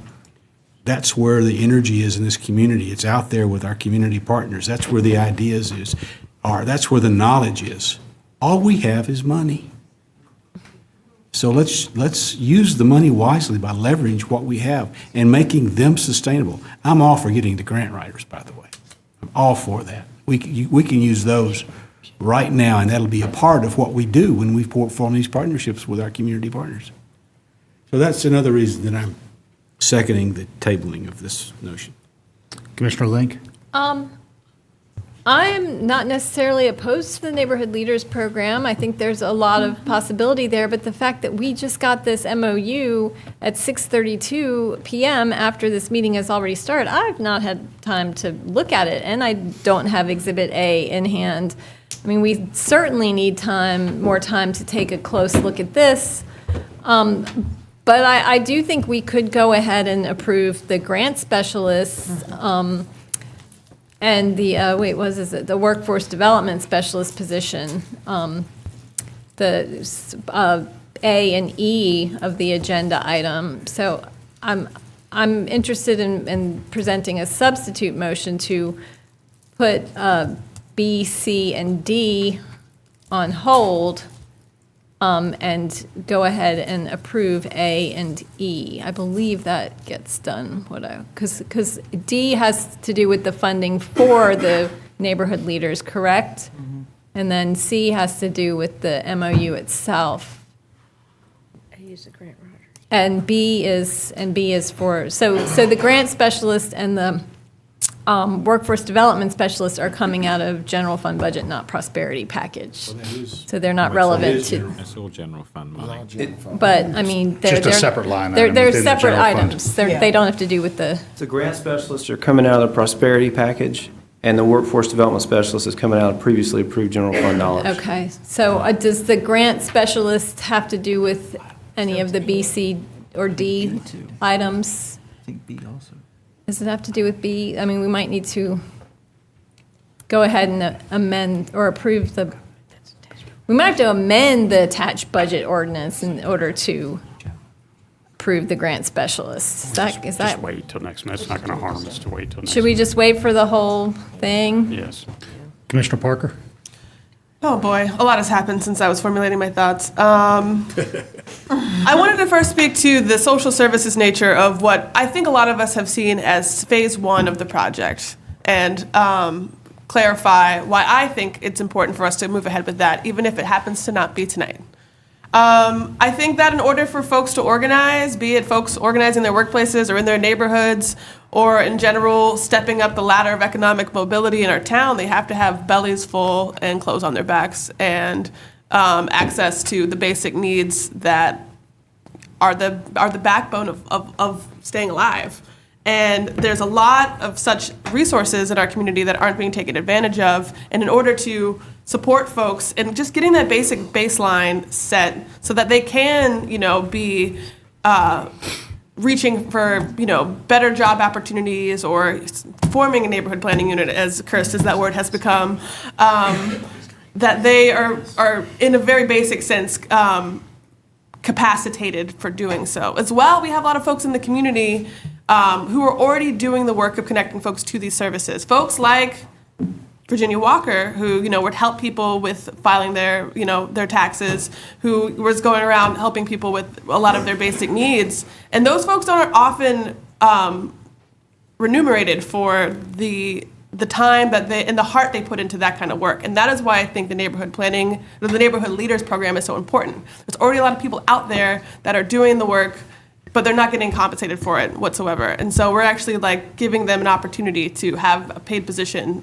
being a community organizer in a sense. Sure, I'm also not thrilled that we got this MOU tonight, and I'm in favor of putting this on hold until next December. But I do think that we have good bones here for, did I say next December? This December. I think we have good bones here. I think we have a good general idea. I agree with Commissioner Thornton that we do have to have more economic components in this, but we want to take care of the basics first. And I think both are possible and coming. And I want to be. I'm sorry. Commissioner, I'll recognize those who haven't spoken yet. Commissioner Davenport. So I just, what's on the floor currently is just to put the whole thing on hold, correct, till December. Yep. So that's what I support. I don't like, I hate this prosperity package. I think it's just a government handout. It's not helping the people. We need to put the money in the people's hands so they can be, so they can get out of poverty. And it just, the neighborhood leaders, we got pastors, we got preachers already who know the neighborhoods. They get paid. They get paid through their tithes. But I'm just saying, like, I'm not for this. So I just want to put it on hold and just bring it back. If anybody want to know what poverty looks like, come to my house. So, Commissioner Thornton. I really need to be clear. I do know we need the social service piece. I totally get that. And I do think starting out with 16 neighborhood leaders, we are going to be 16 people ahead lifting out of poverty. I just wanted to be spelled out a little bit more, the economic piece, as much detail as the social service stuff is spelled out. We have to do the social service stuff. I want to make sure. We even talked about the terminology about well, I don't want to bring that. We'll deal with it in December. But we were talking about the perception of using the terminology of being connected to school districts and trying to make sure that elderly people, older people, disabled people know this is not a kids program. Those things to me don't jump out that it is community. It is, when you say school districts, or whatever, I get it. But if somebody else may hear it, they may not know. This is for folk. So the 16 people, we're going to be at 16 people ahead as far as lifting people out of poverty. The social service piece is very important. The economic piece is just as important because they may not. We need to be preparing those folk. They may not be neighborhood leaders forever. Where do they go at some point in some time? So we need pathways. And I know we can't do it all in that 1 year, but I just do not want to be attached to something that does look like a handout and not taking responsibility. Commissioner Edwards. I'm moved to call the question on Commissioner Hamby's motion to hold this item till December. Seconded. All right, there's a motion on calling the question, second on calling the question. Can we have some, I had a point to make about facts and issues number 10 that I think is. We have to pursue the call the question vote, and we'll do a roll call. Edwards? Yes. Harrod? No. Thornton? No. Hamby? No. Davenport? No. Parker? Yes. Link? Yes. Wright? Yes. Denson? No. Naismith? Yes. 5 yes, 5 no. All right, I'm going to vote not to call the question so we can continue conversation. Okay, thank you, and I appreciate that because I as much as these conversations can go on a little bit long, this is sort of making the sausage part, and And I think any chance we have to let people have their say. What I've got to say is about number 10, under facts and issues, staff will further develop a request for proposal for assistance. I'd like to know what the price tag is on this study, and I'll have a. We won't know until we solicit those. I will say that language is taken directly from the mayor and commission approved goals and objectives. We have a couple $100,000 we could spend towards those purposes. Right. And I remember during budget discussions, we decided this should have been done in budget FY19. And we remember, if y'all remember the discussions during budget, we took this part out. And what I guess I'm saying is if there is a new initiative to do a new study, that it needs to come back to this mayor and commission to get reauthorized for that amount of money. This isn't in the budget right now. Well, it shouldn't be. It was in FY19. It was. It was set aside. The FY20 was for funds to implement the strategy. I understand and that got taken out. Well, I understand that, but we never did we never did the one in FY19, and stuff like this just doesn't stay in the budget. It ends up in the fund balance. So when money's left over, it ends up in the fund balance. If it didn't get done, this money's in the fund balance, and we should have. If it didn't get done in FY19, we should have reauthorized it again in FY20. And what I'm suggesting here is before any request for proposal is sent out for another economic development study, that it come back to this mayor and commission for us to do a budget amendment so that it is in there. If you've got $200,000 in a budget somewhere that we didn't vote on, then that's a big issue. Well, you did vote on FY19. But we didn't vote on specific. We did vote on it in FY19, but we didn't use the money in FY19, so it then carries over in a fund balance to the general fund for FY20. I believe it was set aside for those purposes. It wasn't set aside for anything. It wasn't, we don't set aside stuff like that. I mean, it's not a capital project. Well, I think there were some motel tax funds used for that as well, so that was set aside, not. No, it wasn't, even though hotel motel tax has a fund balance as well. So these things have fund balances. If they don't get used in the FY19, we have to reauthorize it again in FY20. This is the way it's, we just don't do. If it doesn't get done in that year, then there has to be another discussion in FY20 for us if we want to redo it.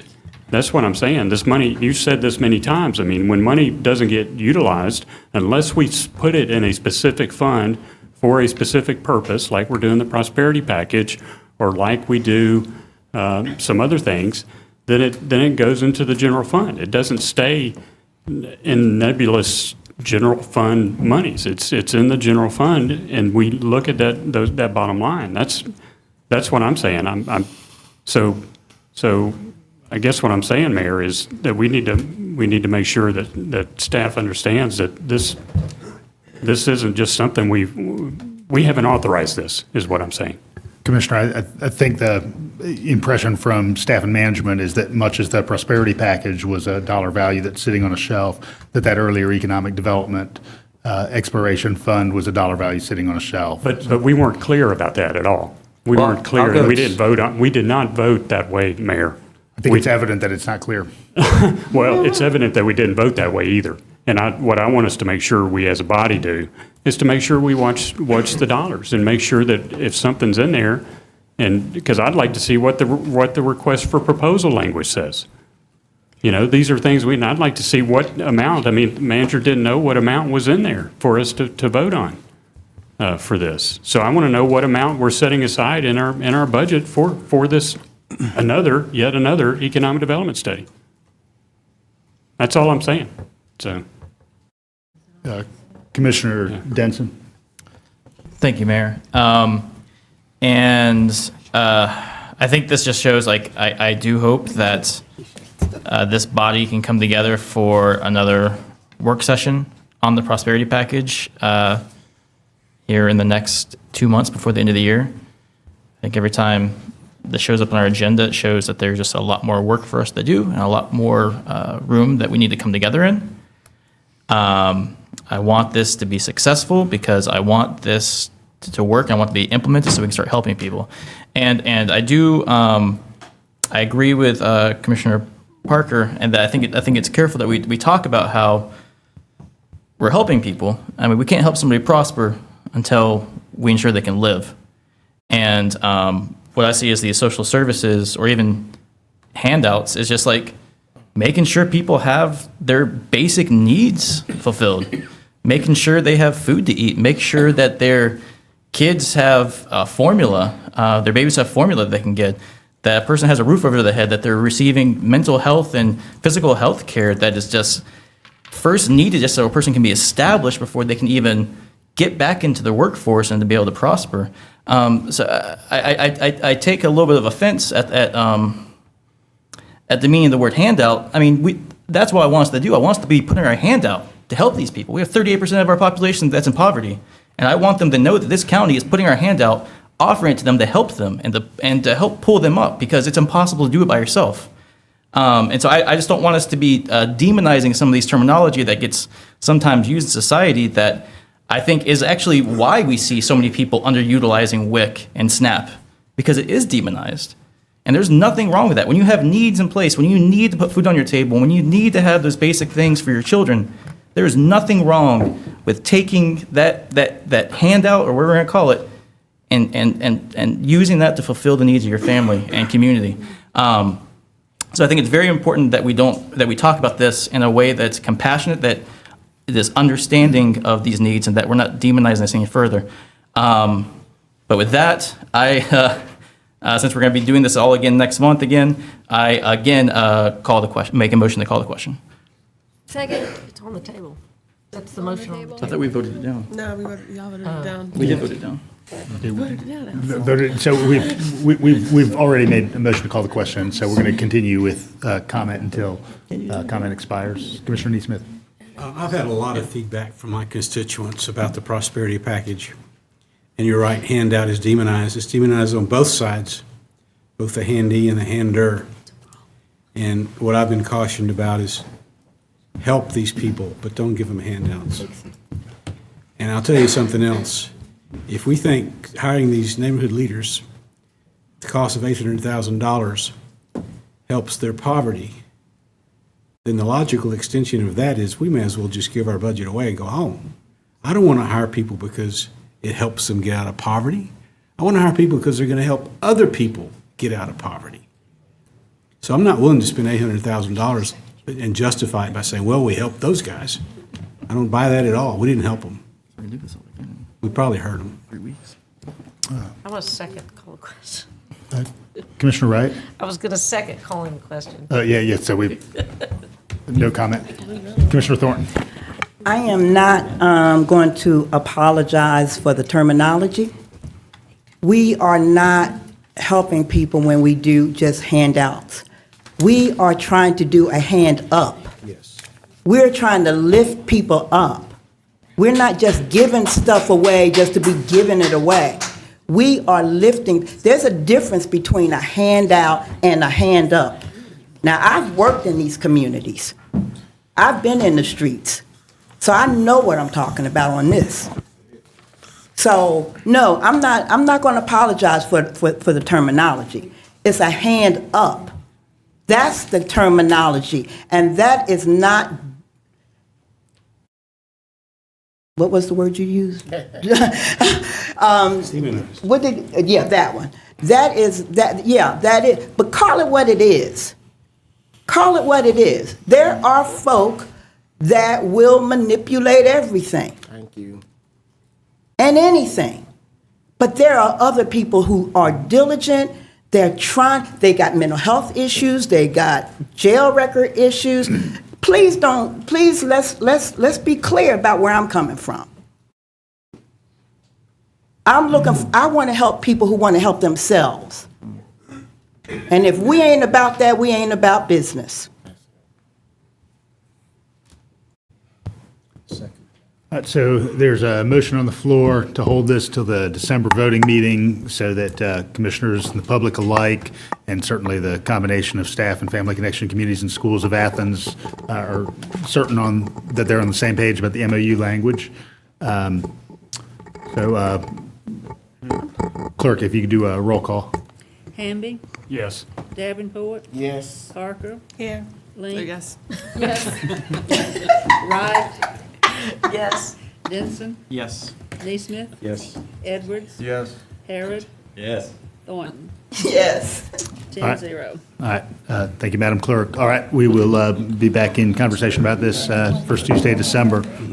Can we take a break, Mr. Mayor? We've only got two zoning items, planning zoning items. You can step out. Carry on. All right, so public input on planning and zoning items, slightly different than public input on other items. There's an opportunity for 10 minutes of public input. Madam Clerk, is there any 10-minute? New business, VACs. Oh, thank you, I appreciate that. Skipped over item number 19, I apologize. Everybody should have a nominating report in front of them for appointments to boards, authorities, and commissions. And I would entertain a motion for approval of the slate. All right, I've got a motion from Commissioner Harrod and a second from Commissioner Davenport for the slate in front of you. All in favor? Aye. All right, and I'd like to go ahead and read the slate before we move on to the planning and zoning items. We have appointed for a 2-year term to the Athens-Clarke County Industrial Development Authority, Rashi Malcolm. We've appointed to the ACC Library Board, Haley Cox to a 5-year term, Holly Kaplan to a 5-year term, and Jane Russell to a 5-year term. We've appointed to the Board of Elections, Willa Fambro for a 4-year term. We've appointed to the Construction Board of Appeals, David Matheny for a 5-year term. We've appointed to the Hearings Board, Joseph Powell for a partial term expiring June of 2020. We've appointed to the Historic Preservation Commission, Bobby Epting for a partial term expiring June of 2020, and Caitlin Hungate to a partial term expiring June of 2020. So thank you, everybody, for applying for those positions, and I'm very excited about the willingness that community members have in Athens-Clarke County to serve on our boards, authorities, and commissions. All right, so we're now joined by Planning Department Director Brad Griffin for our 2 planning and zoning items. Item number 20 is a request from Koons Environmental Design for the Oconee Street United Methodist Church for rezoning from CG to CGPD on 0.75 acres at 717 Oconee Street and 205 to 215 Georgia Drive. The proposed use is for a church and parking lot. So now is the time for public input on item number 20.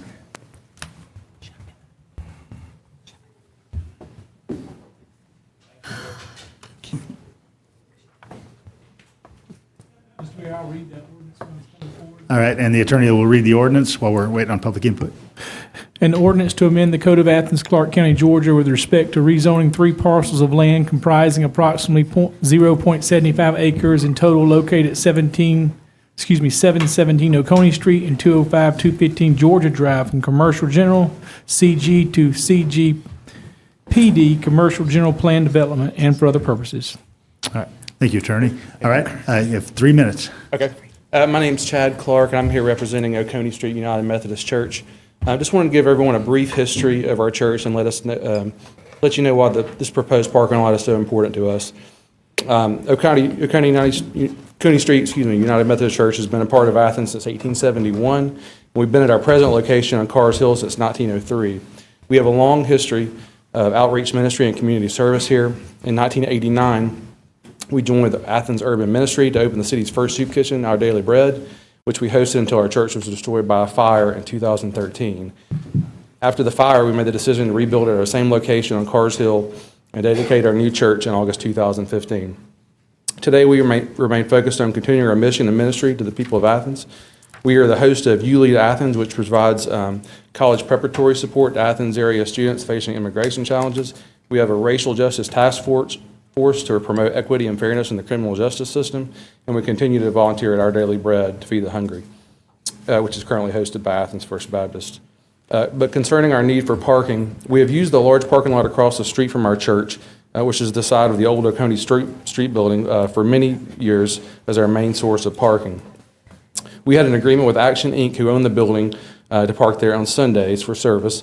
Action Inc. sold the building in 2017 to a developer who is now ready to renovate the building into apartments. So we're going to be losing around 30 or so parking spots, which is roughly 2/3 of our total parking. Because of the size, shape, and contour of the parcel that our actual church sits on 595 Oconee Street, parking is very limited, and for all practical purposes, we can't add parking to that parcel. We do have a paved lot with 14 spaces behind our parsonage next door at 717 Oconee Street, which is extremely inadequate to support our parking for our congregation, which now has grown to over 150 people. We purchased the property adjacent to our parsonage at 205 Georgia Drive in 2014. We renovated it and have been using it in mission in partnership with Athens Land Trust to provide affordable housing for those in need.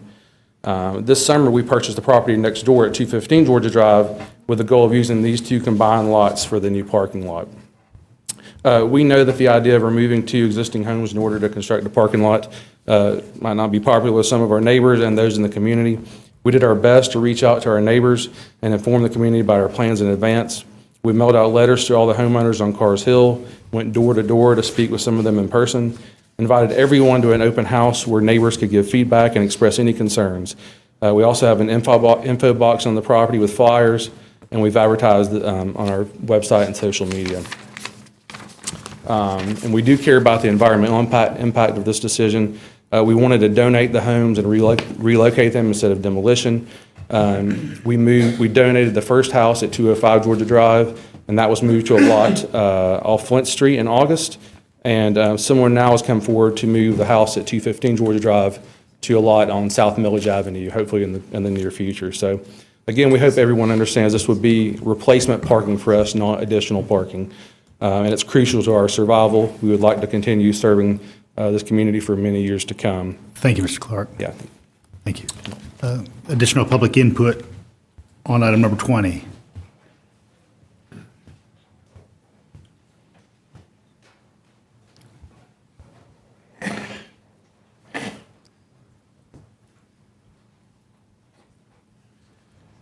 Good evening, Mr. Mayor, Commissioners. My name is Josh Koons. I reside at 205 Clover Street here in town.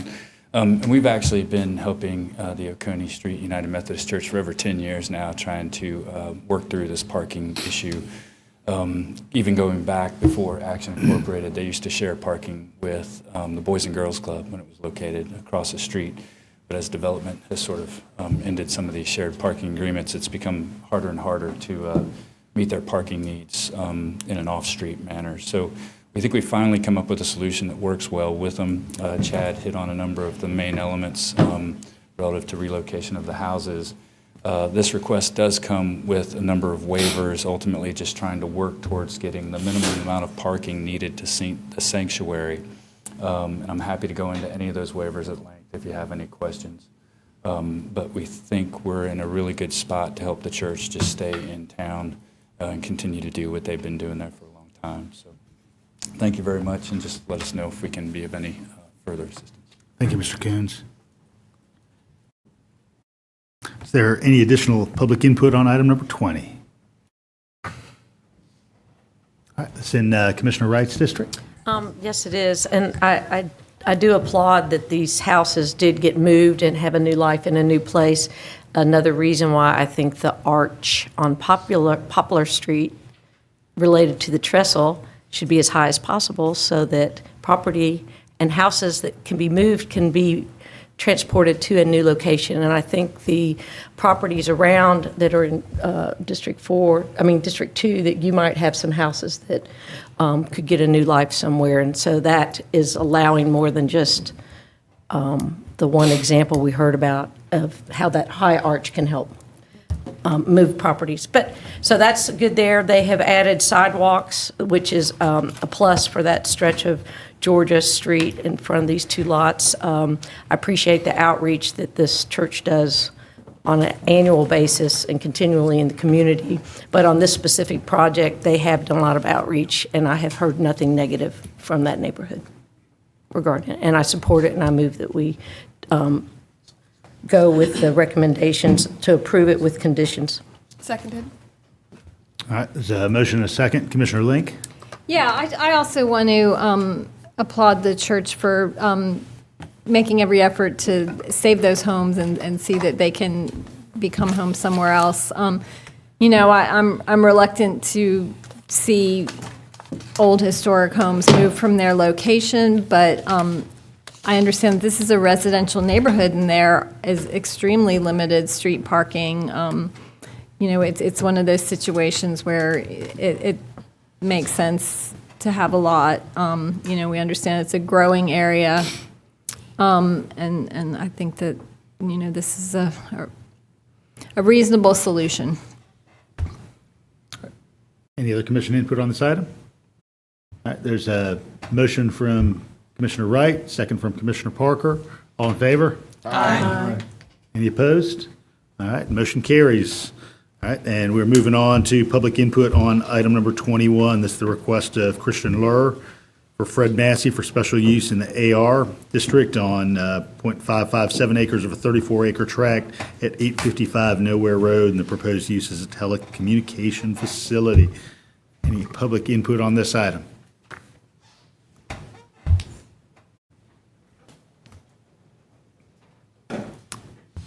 Just state your name and address, and you have 3 minutes. Hi, I'm Troy Simon. I live at 185 Kevin Lane. We started a small family farm on about 28 acres within about 1,000 feet of where the proposed tower would be. And we've been clearing land by hand to start planting orchards. I don't know if anybody's seen that little big farm, but it's kind of like trying to make an orchard out of the area, make it more productive. And I'm also an ecologist in the School of Forestry on campus, and I know there's been a lot of research recently on cellular radiation effects on bees. So I'm very concerned about a tower being this close to where we're hoping to have a lot of pollinators. This is sort of our life investment in this property, and concerned about pollinator diversity in the area from this large tower, which would be about 150 feet tall. If anybody's interested, there are some publications that have been shown that the electromagnetic radiation from these towers does affect bee communication, ability to find food and stuff like that. But beyond that, I'm also concerned just about the general health of this tower, what it do for human health as well. Brussels, for example, has now canceled any 5G network towers being put in because there's a recent study that showed that mice and rats both get tumors when they've been exposed to this radiation when they're in utero, as well as the first 2 years of life, reduced birth weights as well. And I'm assuming that there's no information about what the tower would be holding. I know it's Verizon. I'm assuming they're planning on doing 5G. But this study that I'm referencing was actually on 2G, which is like many generations ago.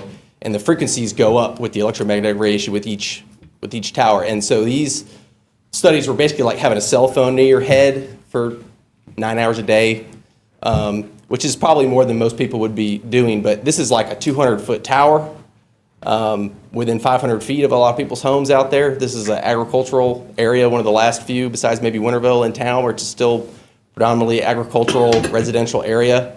And I don't want to have to move. The other concerns are it decreases like how well you sleep at night, stuff like that.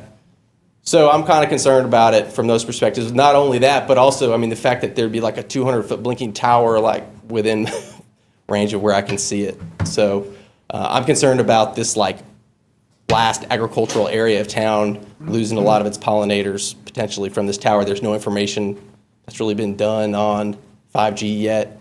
And it'd be scary just to throw up a big tower that is going to definitely have 4G, which we have shown affects bees. So, thank you. Thank you, Mr. Simon. Yeah. Other public input on item number 21.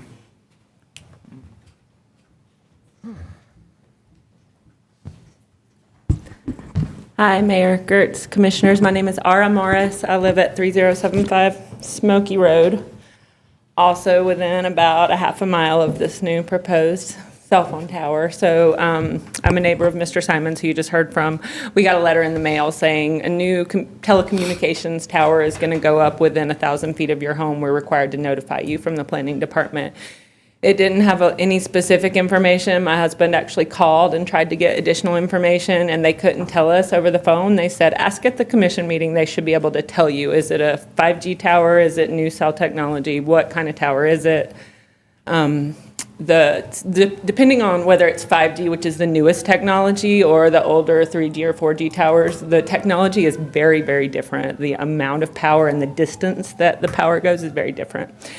And so we have some concerns. I wouldn't say that I'm 100% opposed to the cell phone tower being there, but I'm concerned, and I don't feel like I have enough information at this point to be in support of it.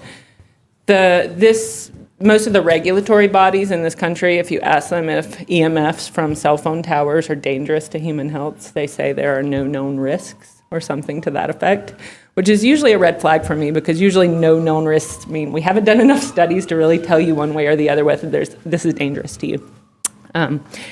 As Mr. Simon mentioned, there have been a lot of studies trying to start to investigate this, especially in Europe. The laws are a little stricter.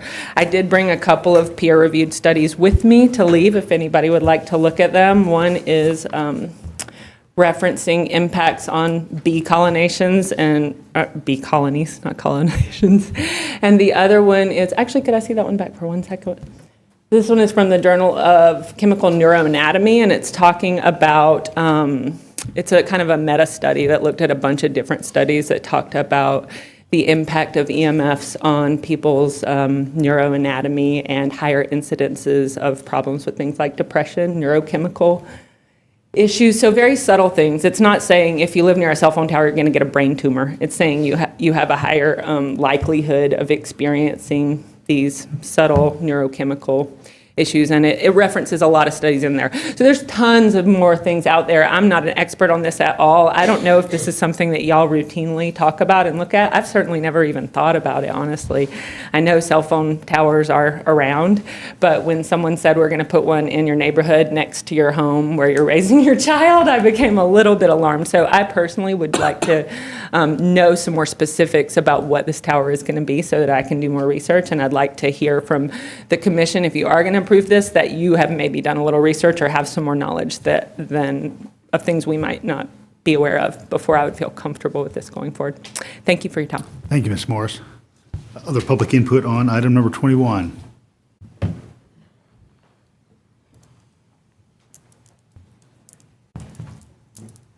Good evening, ladies and gentlemen. My name is Kiersten Lurer. I'm here today on behalf of Verizon as the applicant of this proposal. It is a 190-foot monopole style. I did just want to speak to the need briefly. So the green, these are existing sites. This is existing coverage in this area. This is the anticipated coverage, with this tower. I will address, there's the closest existing towers, American Tower site, 1.32 miles west of this site, which is right here. The reason why that is not acceptable to the RF engineers that designed this is basically it just duplicates a lot of the coverage of the existing site. It also does not offer capacity offload. Both of these are the two objectives of the site design. There will be, just to go through details, a 10-foot landscape buffer. This is existing foliage and trees.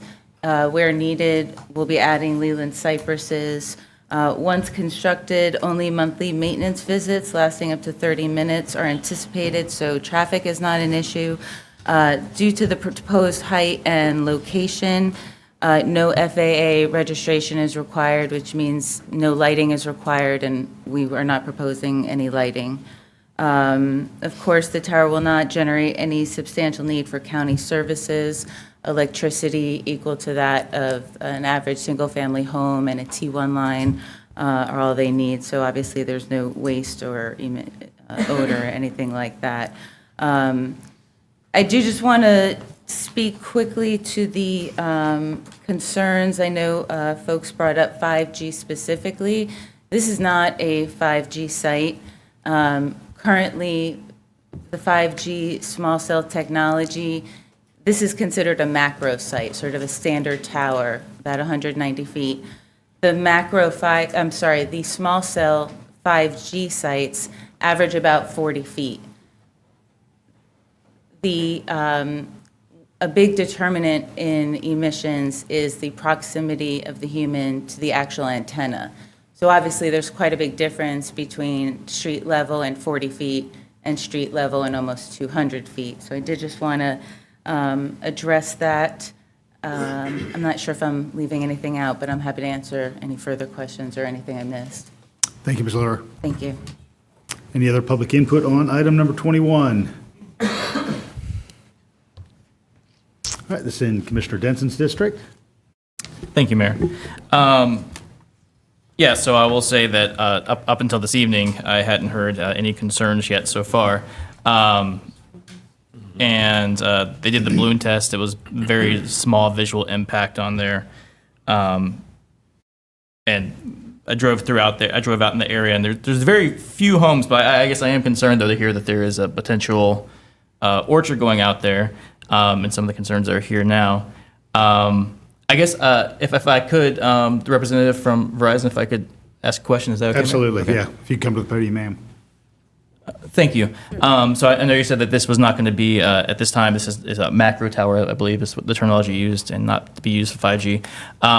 Is there any future potential that 5G would be put on I'm not this? sure, to be honest. We are just now having a lot of 5G small cell sites. They are all at the 40-foot level, and frankly, there seems to be a lot of things that still need to be worked out within that process. So although I can't state for a fact, I suspect that moving 5G to the towers will not be as quick as people might think. I can't really, I'm not an engineer, I can't speak to specific timelines, but just in my professional experience, it does seem to be quite a way off. Okay. And then just to reiterate, and I believe you said this already, but because of the height, we would not actually have to have a blinking light That's on this, correct? There will be no lighting there'll be no whatsoever lighting on this. this tower. Okay, thank you. Sure. Other commission input? All right, ordinance from the attorney? An ordinance to amend the Code of Athens-Clarke County, Georgia with respect to special use approval of a wireless telecommunications facility in the AR Agricultural Residential District on an approximate 0.557 acre portion of a parcel of land at 855 Nowhere Road, comprised of 34 acres in total and for other purposes. All right, the Commissioner Neesmith's hand. Yeah, I just want to, I'll play an engineer on television. 5G is not going on towers, on large towers. 5G goes along the roadway and in densely populated areas. It has a very short distance where it's effective. It's just a few hundred feet, but it has a very high data rate, so it can handle lots of data all at once.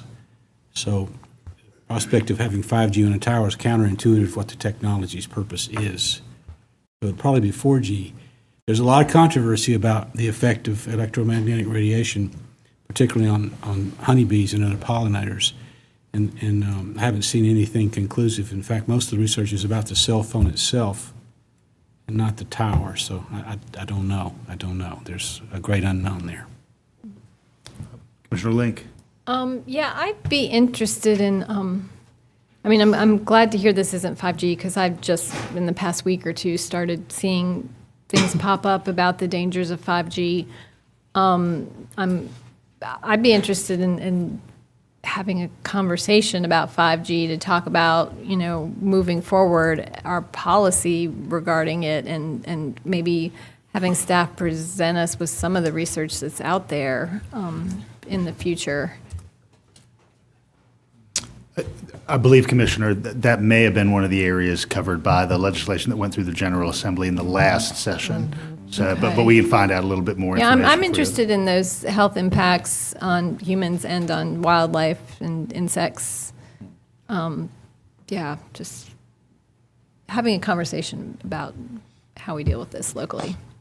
Commissioner Wright?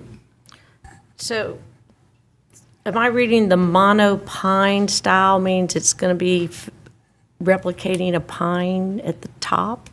Yeah. Is that disguise? Is that tree Ms. Lurer. disguise? What does the monopine style mean? It's a monopole. It's a monopole. Say pine? No.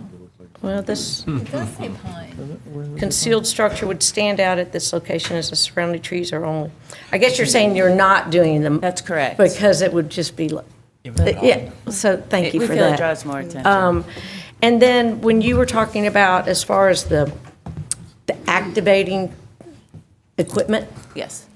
Would how be the high up antenna is it, itself. like between the top 7 feet or down the whole? No, so it would just be the antenna array themselves. So this one is at 180 feet. Okay, so for 180 feet up to the 197 is the active equipment. It's I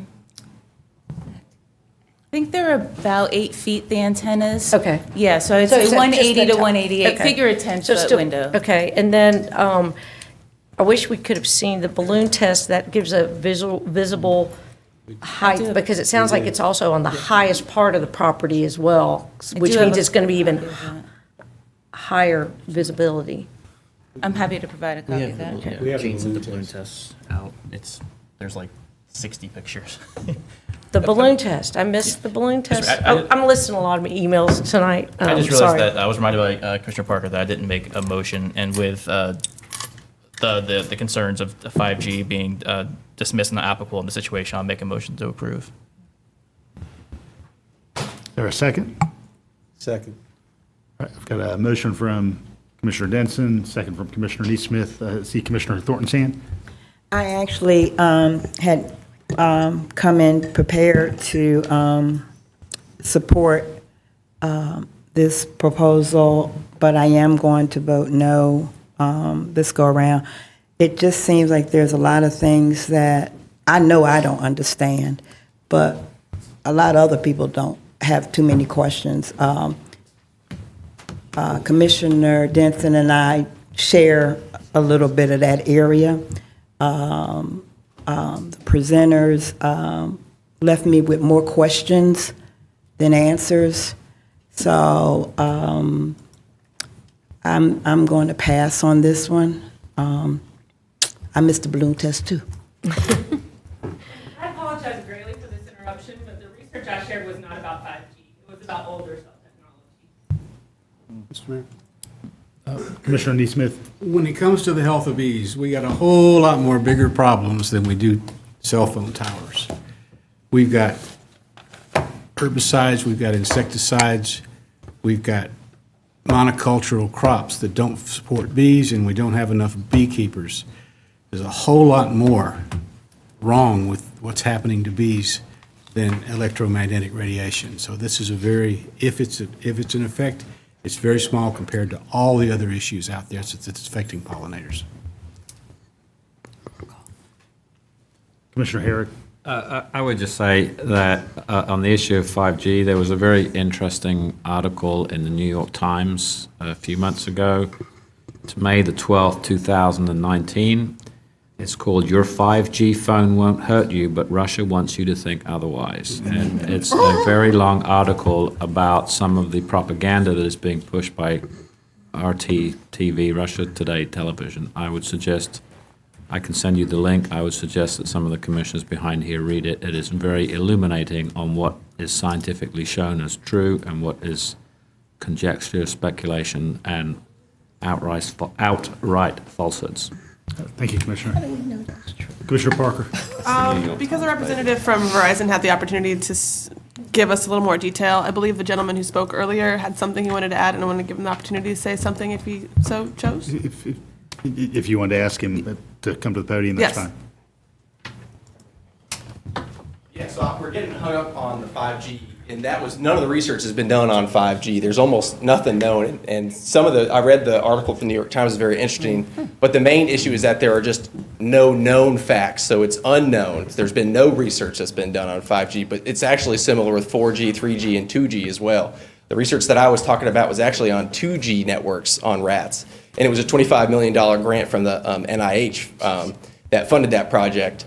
And the research just got published. And so the science is really far behind.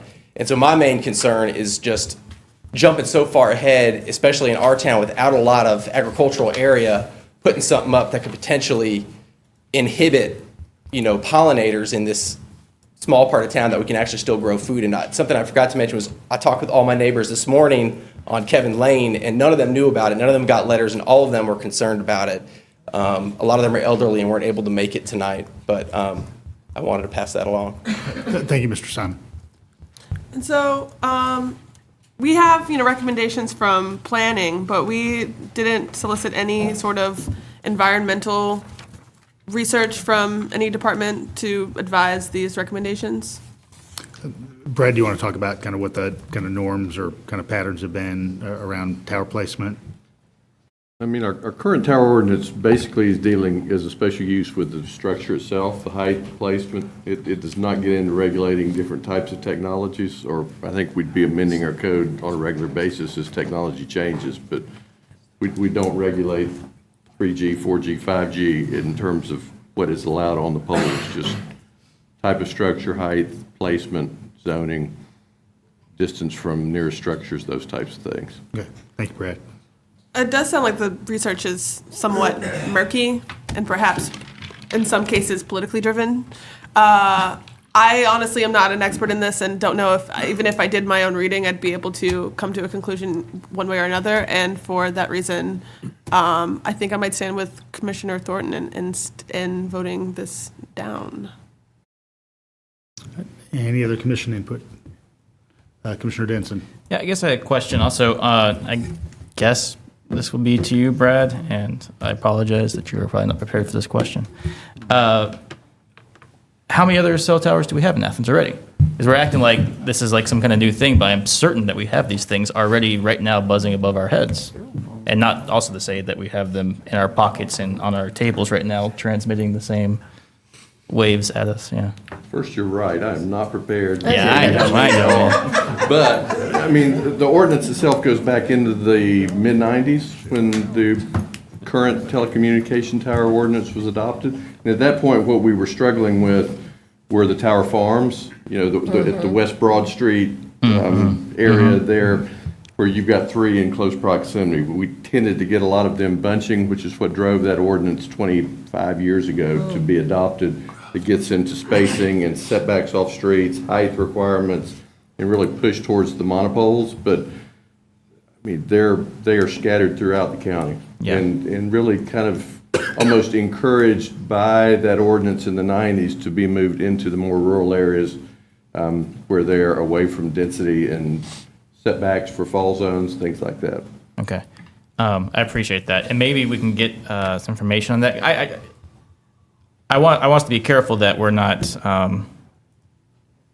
getting a little too fearful, but we need to walk that line and we'll make sure we're getting the facts. And I guess on this, How many we've got? Give me a couple days. I can exactly. And I figure you could. Let you know what we've got. Right. And with that, I'm going to go ahead and withdraw my motion because there seems to be some concern, and make a motion to table this for 30 days, and then I would like to express the opportunity to any of these residents and also the people who weren't able to come here that I'll make myself available in the next 30 days so we can sit down and hopefully the Verizon representative can be there also so we can have a talk to make sure everybody is clear on what's happening here and feels comfortable moving forward before we do so. And I'll invite Commissioner Thornton also, since we do share that line, to be part of that conversation. I second it. Hey, Commissioner Link. Yeah, I did a little bit of research on cell phones and cancer, and from what I understood, there's very, very little correlation between the towers, but it's this in your pocket that is more likely to give you cancer. I no longer keep my cell phone in my back pocket. I no longer keep it on my body because I did have cancer. So I think we need to look at that research and try and determine, where the risks are. And yeah, we definitely need to take a good look at the research because there is clear evidence that keeping a cell phone on your body and keeping it near your head and talking on it rather than texting or putting it on speakerphone does increase your risk. But the towers, from what I understand, I'm reading the American Cancer Society page right now, and they don't see much correlation. Commissioner D. Smith. And if we're going to worry about electromagnetic radiation, then we should also focus on high-tension lines, radio transmission towers. I mean, there's a whole lot of it out there, and this is a drop in the bucket. So let's not, Take them all down. let's don't take them all down. I mean, let's be careful here. I think we need to be better informed and not be quite so knee-jerk about this. I know it's hard, but as I said about the bees, we got bigger problems than cell towers. Commissioner Thornton. I definitely don't want to be running around talking about the sky is falling, and it's not. I'm definitely not even implying that.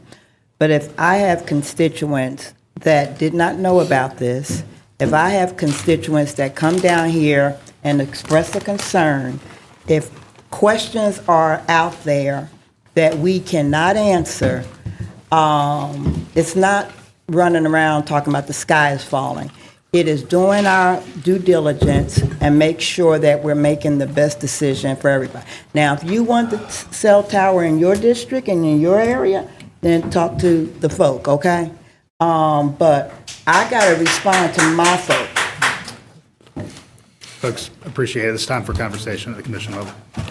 Commissioner I Edwards. support tabling this motion. The two representatives have spoken, and I defer to their leadership of their districts. Certainly. And, I would love to see cell tower, I'd like to explore updating our cell tower ordinance to require them to look like trees, because the technology is out there to make these towers appear as unobtrusive as possible upon the visual landscape. Once this tower is built, it's not going anywhere, so how about let's require that they are built in a beautiful way that complements the landscape instead of sticking up like a tower farm. Commissioner Parker.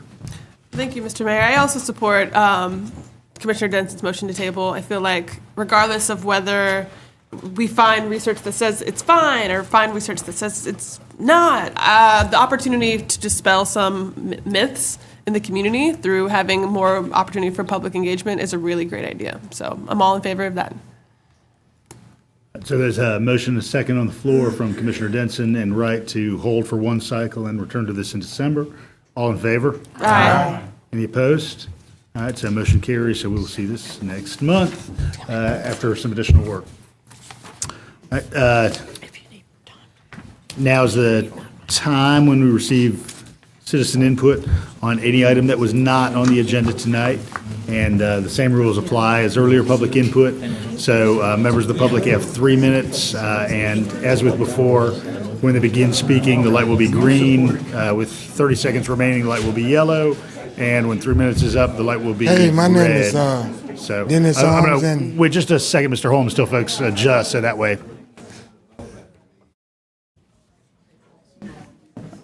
I think some folks may be leaving, so I didn't want to interrupt you, Mr. Holmes. hey, my name is Dennis Holmes, and I reside at 1965 Wonderville Road, Lot 2. And hey, Ms. Link, I'm gonna take my 3 minutes, and I'm gonna speak direct to you. I wrote each and every commissioners a letter 3 weeks ago, and I know y'all got my letter, but I overheard about 30 minutes ago. They were talking about handouts and hand-ups. Hey, well, you know one thing. I'm 58 years old. I have never, ever in my lifetime asked Athens-Clarke County for a handout, and I never will. But here's the thing. Ms. Link, put yourself in my situation. Now, I'm willing to take a lie detector test at any time to confirm to each and every last one of y'all that everything that I put on that letter, and there were numerous other things that I wasn't able to put on the letter because I ran out of space. So I wasn't able to include it. Hey, but nothing on the old letter was lies. And each and every last one of y'all know I'm standing up here telling the truth. Y'all know it. every last one of y'all. But how can y'all take it upon yourself to call an individual lie when you know, hey, everything he brings forward to us, it ain't nothing but the truth? How can hey, I said I'm 58 years old. Hey, I have never ever allowed myself to treat anybody in a wrongful way. But hey, and it's hard for me to accept the fact that for the last 20-some odd years, I've been having to accept this. At first, it was so embarrassing. Hey, I was afraid to bring to anybody's attention. I just recently brought to anybody's attention about 6-7 years ago. Because, the first thought is, who would believe you? But after a while, I had no other alternative but to bring it to somebody's attention. Hey, and hey, it's sad. It's sad that human beings would take it upon themselves, hey, to do this to another human being. Hey, I'm gonna tell y'all something. This is my last time coming down here. Hey, y'all got my address. Y'all know how to get in contact with me. Thank you, Mr. Holmes. You got my phone number.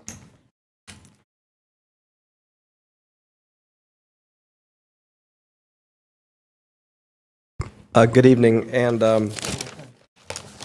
thanks for being here, y'all. My name is Drew Deacole. I'm the former chairperson of the Athens-Clarke County Historic Preservation Commission, and I'm on the Athens Downtown Development Authority. And I just wanted to speak to you briefly about the upcoming Western Downtown Historic District that's been proposed. And I think it's a really great idea. I think that this is an opportunity for us to really preserve some of our cultural resources in I'm going to say my part of downtown because my family owns property there. And I think it has very few downsides. I think that the people that historically object to historic districts ultimately benefit from the districts in way of stabilization of property values and really one of the main reasons why people live in Athens is because of the historic fabric of what we have. I do want to make a special note, though. My family owns a building on West Washington Street. It's 265 West Washington Street, and the proposal is to say that my building is non-contributing. And my building is very contributing. Matter of fact, it's one of the most contributing building. Staff decided, even though the side is original brick and the back is original brick and the roof is exactly as it's always been, and the fenestration pattern on the front of the windows and doors and everything that was there, which is, you will know it as clocked and YOLO Records and Flicker Bar and Iron Factory. It's all very original and the windows are all very original. With all due respect, planning staff made a big mistake. And they pulled out, it was not very good research. They pulled out an old postcard that was hand-painted to make Athens look modern and prosperous. And there's the old postcard right there. And our building never looked like that. This is not history. This is something an artist did to make Athens look prosperous and progressive. Here's what my building looked like. This is my granddad sitting on the loading dock in August of 1965. The building had a corrugated metal front. It never had a brick front. It never had any brick. There's no room for brick. It never looked like this. And I have the deeds that go all the way back to 1919. The building always had a corrugated metal siding front.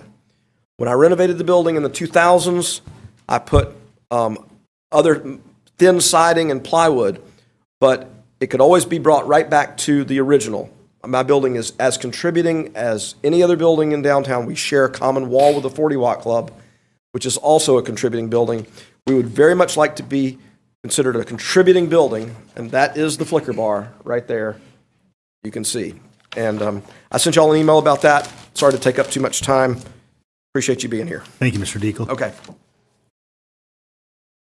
Hi, I'm Scott Reed. Thank you for taking a moment to listen to me tonight. I am here to follow up Mr. Deakel's comments regarding the proposal for the new historic district. I'm very much in favor of the district and all of the economic benefits that can come from historic designation. And I also very much support his desire to be a contributing building. It's an industrial building of the 1910s and very unique in many ways. He and his family have worked over the last few decades to ensure that it has remained largely unaltered. And I think that it very, very strongly contributes to the character of the district and tells a story of a particular time and purpose in Athens. So when that comes before you, I hope you'll consider that a contributing building as well. Thank you.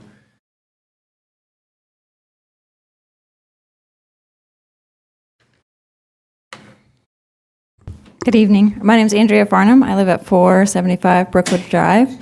And I would like to speak to you briefly about having a candidate debate at the local Athens-Clarke County Jail. I'm running for County Commissioner in District 8 in the upcoming 2020 election.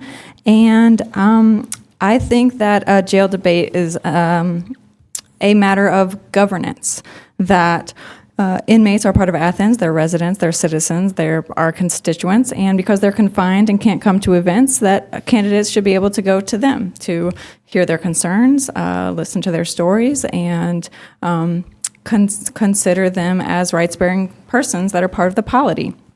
That many, we don't annul marriages or void deeds or revoke parenting rights or revoke citizenship when people are in jail. And so it's very odd to infringe on people's office of citizenship and their voting rights and access to candidates.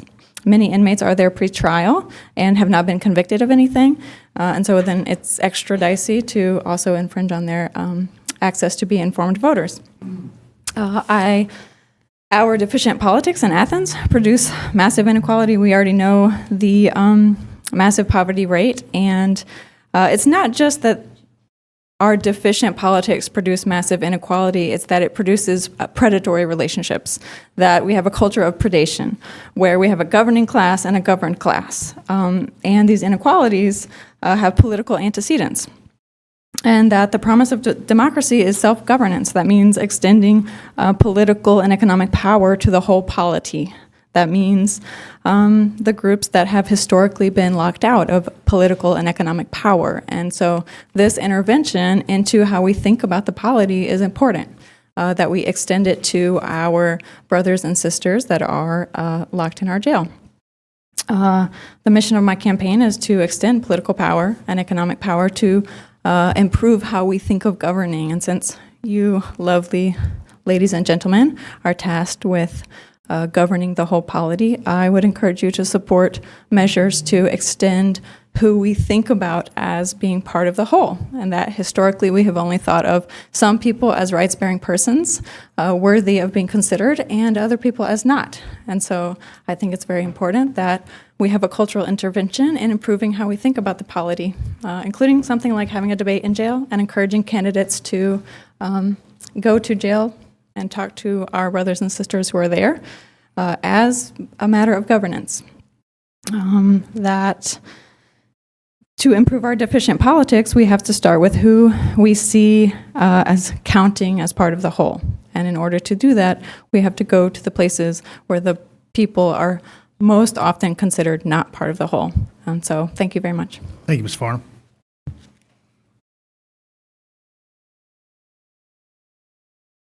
Hey, I'm Kim Long, and I'm an owner at Flicker Theater.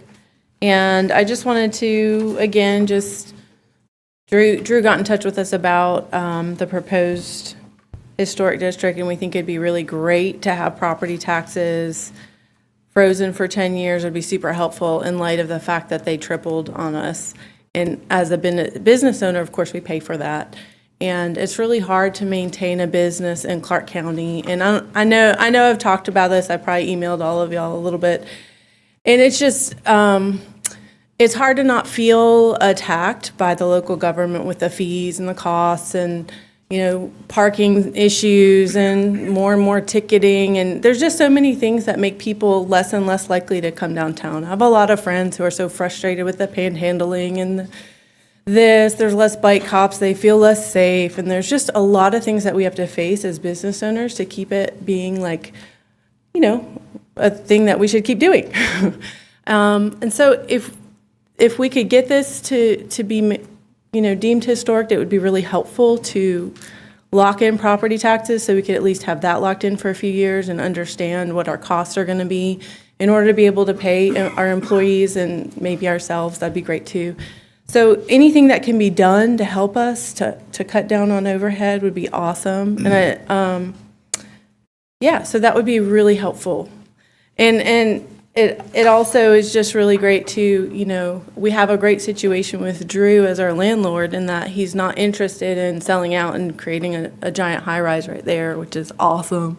So we can maintain our really great community, and we support the arts and music. And anyways, that's my 2 cents on it. It'd be great so if that could be reviewed. I know you guys have a lot of ways of helping and getting studies done and people checking it out, and a little bit more work done than the postcard would be great. Because there's 3 magical buildings that don't exist in it, and if that's what they based it on, they can do better.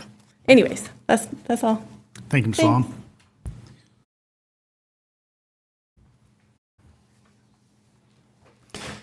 Good evening, everybody. My name is Sam Raffle, 230 Spalding Circle. I'm the founder of the organization WhenEverySecondCounts.org. We met recently with a member of the Oversight Committee, and he seemed genuinely surprised at what we were asking. I think it was the simplicity of it. At least I'd like to think that. I'll be sending out emails soon to comment on an ongoing issue with the call, but for now I want to go over those 3 things again that will increase protection of 911 in Athens-Clarke County. One is that we adopt and fully implement the Athens-Clarke County Police Department recommendation from April 2019 to take over 911 dispatching, including EMS. 2, that we keep taxpayer-subsidized 911 ambulances in their state-mandated coverage zones and stop using them to transport stable patients home from the hospital. And 3, that we increase transparency for the 911 system. So on the first one, adopt and fully implement the ACCPD recommendation for taking over all 911. We do feel a sense of urgency about this and would advocate that we expedite this process as much as possible. We think it would improve efficiency, dramatically increase transparency, and save lives. On the second one, keeping taxpayer-subsidized 911 ambulances in their state-mandated coverage zones, we feel like if they're used for non-emergency transport, taking stable patients home, that they're not available for potential life-threatening, time-sensitive emergencies. I'm drawn to a quote made by Mr. Atkins at the July 9th, 2019 work session, where he said, Mr. Atkins was telling our mayor, was telling you guys, that there are many a time, his words, many a time, when they are so busy that they don't have any ambulances available to run 911 calls. This is a very, very serious situation. No ambulances available anywhere in the county to run calls. It's known as NAT, no available trucks. I'm concerned about the very next words out of Mr. Atkins' mouth, which were, quote, and in those instances, it backlogs the hospitals, so the hospitals are overcrowded, be it St. Mary's or Athens Regional. We got to get patients out so they can accept new ones. So why exactly is this a problem of our 911 provider when there are so many other non-emergency transport companies that can do the same thing? And lastly, we advocate for greater transparency in our 911 system. We believe that for-profit public safety needs at least as much transparency as public safety. The out-of-state private equity firm that owns our ambulance services believes that they are not subject to state open meeting and state open records laws like our public EMS services are, and we humbly disagree with that. Thank you very much for your time. I do have a handout for you, which just has those 3 things. Thanks. You provide that to the attorney right in front of you. Thank you. Sorry. Thank you, Mr. Raffle. All right. Thank y'all. Appreciate it. Yes, sir. Evening.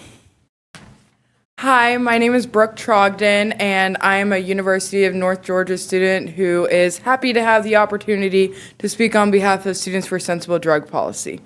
We are requesting a harm reduction ordinance to reclassify possession of an ounce or less of cannabis to a small fine and remove the possibility of jail time, similar to what 12 other Georgia jurisdictions have passed, including the city county municipalities of Augusta, Richmond, and Macon-Bibb. According to Reform Georgia, by September 2019, almost 1.2 million Georgians, 11.3% of the state's population, live in a community that has eliminated arrest for low-level possession of marijuana. The implementation of the Georgia Hemp Farming Act has complicated the prosecution of cannabis possession because hemp is indistinguishable from cannabis. The only way to determine if a person has violated the Controlled Substances Act is to spend taxpayer money doing a lab test to determine whether the THC content of the plant matter is greater than 0.3%. A low-resolution, high-performance liquid chromatography setup would cost approximately $13,500 for the material to conduct 25 tests with an error of plus or minus 10%, which is too imprecise to consider statistically significant in a court of law, and it would be unwise to invest tax dollars in higher-quality equipment as federal cannabis policy reform looms ever closer. The expense of this process has resulted in numerous Georgia counties and cities, including ours, effectively decriminalizing cannabis either by passing ordinances or announcing that they will no longer prosecute simple possession of cannabis.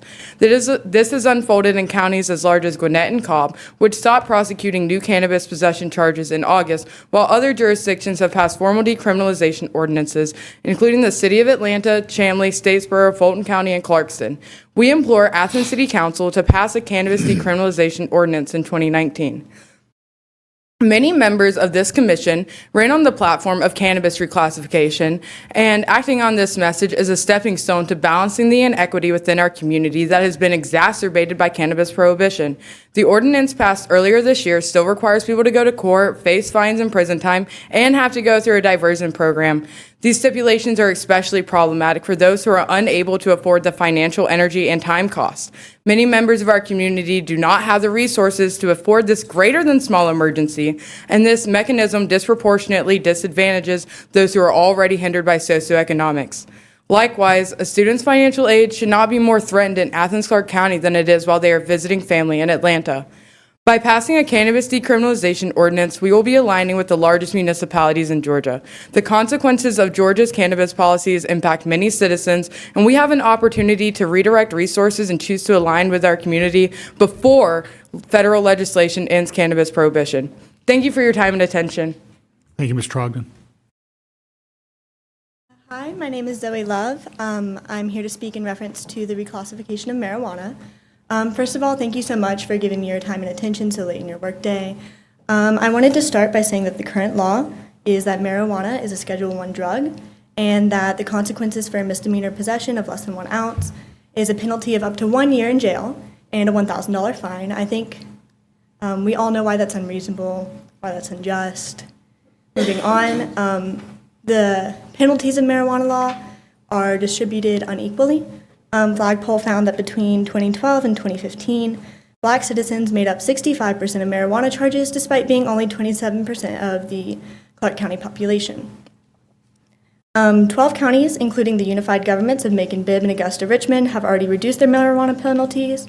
And I just wanted to ask if Clarkston could reclassify in 2016, then why is Clarke County, a county that is generally seen as very progressive, behind?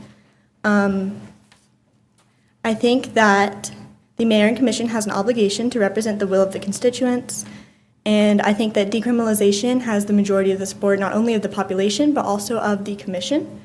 And I think that we're just requesting for it to be put on the agenda. It was a campaign goal of the mayor when he ran, as noted by Athens for Everyone, and we were just hoping that you could put decrim on the agenda. It would fulfill your moral obligation not only to Athens-Clarke, but also to the democratic process.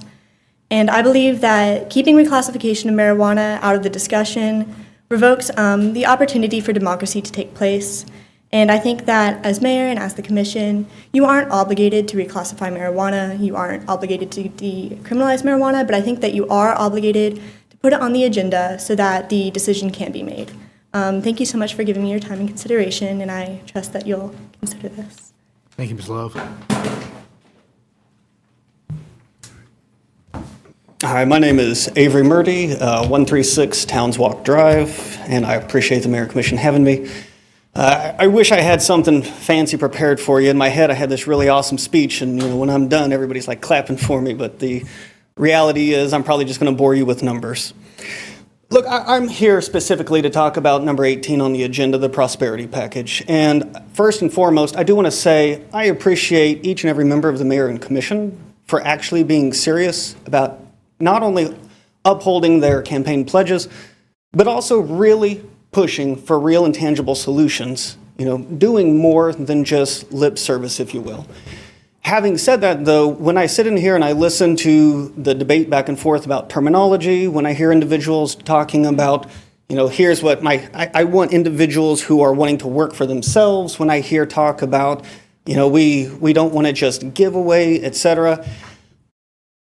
The truth is, part of me just wants to come up here and provide a slight reminder, perhaps from something that I'm sure all of you might be aware of, but maybe you just haven't gone over recently. So being the data nerd that I am, I pulled the 1998 ACC Economic Development Analysis of the county, and that looked over data from 1988 to 1996, 1997.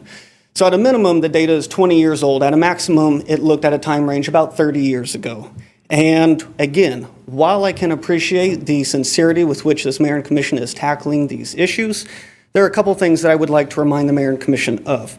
So for instance, according to this report in 1990, 45% of blacks in the county did not have a high school diploma, as opposed to only 15% of whites. And about 37% of the county had a bachelor's degree. Now, fast forward today, about 30 years later, and that 37% with a bachelor's degree has only crept up to about 41% with a bachelor's degree overall. And the numbers by race are almost identical. Also, when we talk about the per capita income, and I had to double check these numbers because something didn't seem right, but this is coming straight from both the ACC economic report and from the census. And I also checked the ACS one-year survey as well to triple check. So I kid you not, in 1996, the per capita income of the residents of this county was $32,000. That's adjusted for 2017 dollars. So it was $32,000. But the 2017 per capita income was actually $26,000. So there has been a decline in per capita income in the past 30 years in this county.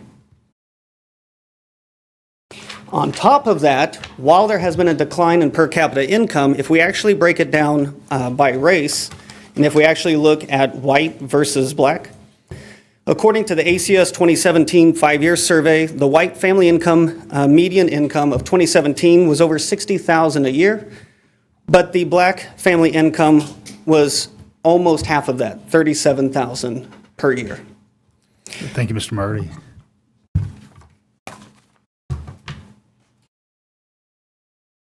Good evening, everybody. Broderick Flanagan, 215 Gresham Street. I also want to speak to the prosperity package. As he was spitting off some of that data, I was just thinking about where I was in this community from growing up here in 1998 or in the 90s. I was living in some of these communities that we speak about when we talk about poverty. Nellie B, Paldo, Bethel Homes. I lived in all those places, Rock Springs.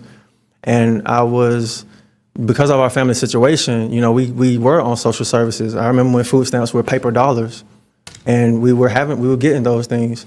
And, part of what the reason why I advocate so hard for these things and addressing poverty is because of my lived experience in it. So it comes from an emotional place, but that place is also informed by my experience in working with the local government and being part of processes like Envision Athens and going to meetings like the Diversity and Inclusion Task Force and listening keenly into what some of the things they're talking about and going through programs like Leadership Athens or Lead Athens and going through the poverty simulations and thinking about my own personal experience in my life and how some of those things, were devastating to me as a child growing up in this community. So that's why I'm so adamant about finding tangible solutions that address the core of poverty, because I understand intimately how vicious the cycle is. And when I go back into work in my studio, I see a lot of the same faces from the data points that he was mentioning and the data points that I've seen and combed through from all these different studies that I've been a part of, these focus groups. I can put actual faces of people that I grew up with that are still in those same positions. So after talking to people and coming across things like baby bonds or child savings accounts, and talking to economists like Derek Hamilton, who we spoke with on the phone, and hearing that this could be a possible solution to some of this, I implore that we work towards these type of solutions. Not saying that baby bonds is going to be the silver bullet, but it could be one of the possible solutions that we look at that will address some of these issues and close some of these wealth gaps and help people climb out of poverty. Yes, we need to make sure people have their basic needs met, but if we're going to call something a prosperity package, it should be just that. Looking at all the other facets of community, like if this SPLOST package passes, think about how many millions of dollars are going to be flowing through these different businesses, and how do we include, from a policy standpoint, how do we include minority businesses in some of that economic development? That's what I want to see our mayor commission work on, as far as looking at prosperity and equity in our community, instead of looking at this prosperity package as an independent thing that is in a silo that's by itself, outside of all these other things that are going on. That's what I want to see. We can find ways to rescue endangered animals or hurt animals, and find ways to feed them and incorporate them into our zoo, and make sure we find ways in our budget to balance that and make sure we take care of those animals. Why can't we find solutions like that for people living in poverty that are helping them to get out of their current situation? Thank you. Thank you, Mr. Flanagan.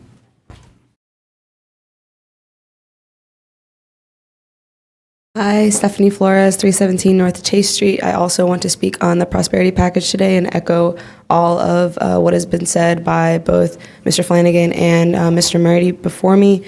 They laid out the statistics and the experience of what it's like in Athens. I don't have to reiterate that. I think y'all have an understanding.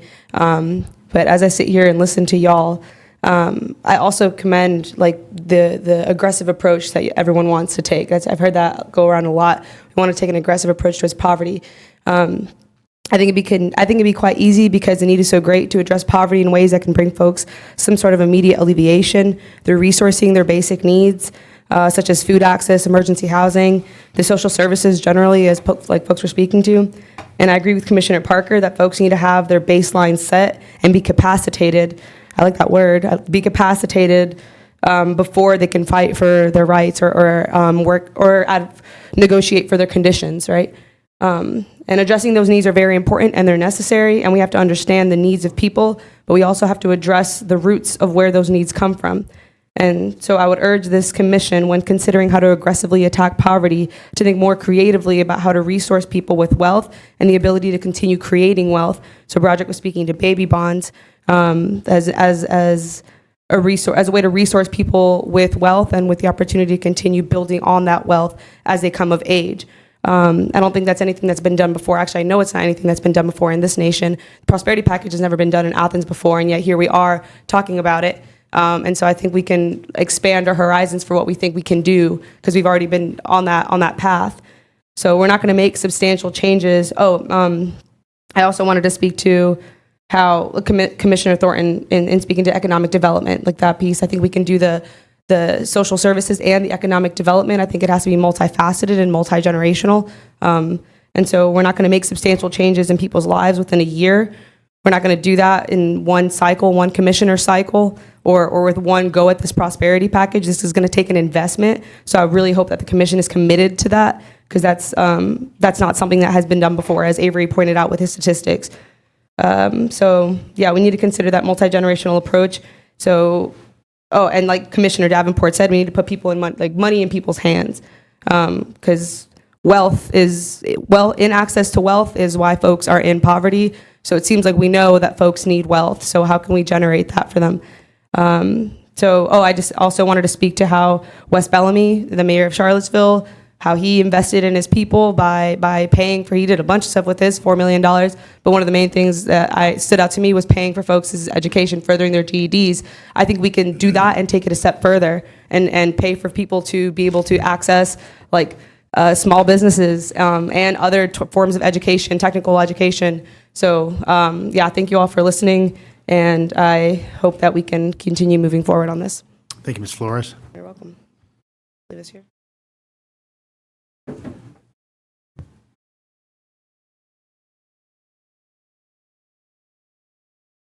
Carol Myers, 260 Spalding Circle. I'm changing the topic a little bit and speaking in my role as steering committee member for 100% Athens Renewable Energy Initiative.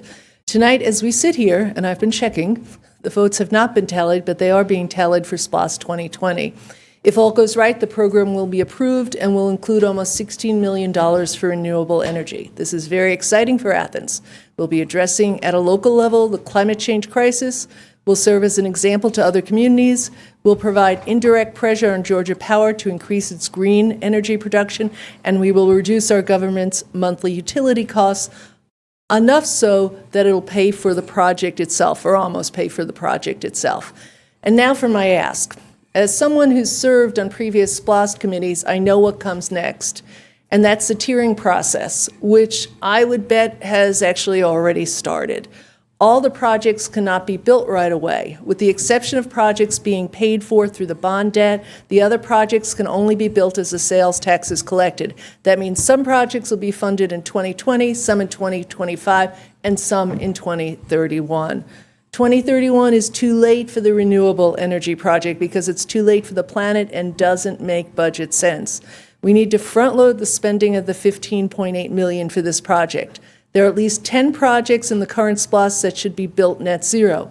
In addition, the Office of Sustainability is creating a clean energy plan that will address our current energy usage. There's an impressive return on investment for the money spent on the renewable energy project, money that would be freed up in the general budget from lowered bills, but that payback doesn't happen until we implement the renewable energy projects. Every year we put off the green projects, we're losing money that could be saved with lower power bills. Now, I'm switching hats and just speaking as an East Side resident to also address the tiering. I'd like to advocate for one other project, the East Side Library, to be included in early tiering. In 2011, the library included an East Side Library in its proposal, but then withdrew it when all projects were asked to trim budget. As a member of the 2011 SPLOST Selection Committee, I regretted the library's decision to do that and believe that if we had had more confident, assertive library leadership, the East Side Library would be built right now. The East Side Library was the very first SPLOST project that the current Citizen Committee approved on for its list of projects. Let's make sure it's one of the first ones built as well. Thank you very much. Thank you, Ms. Myers.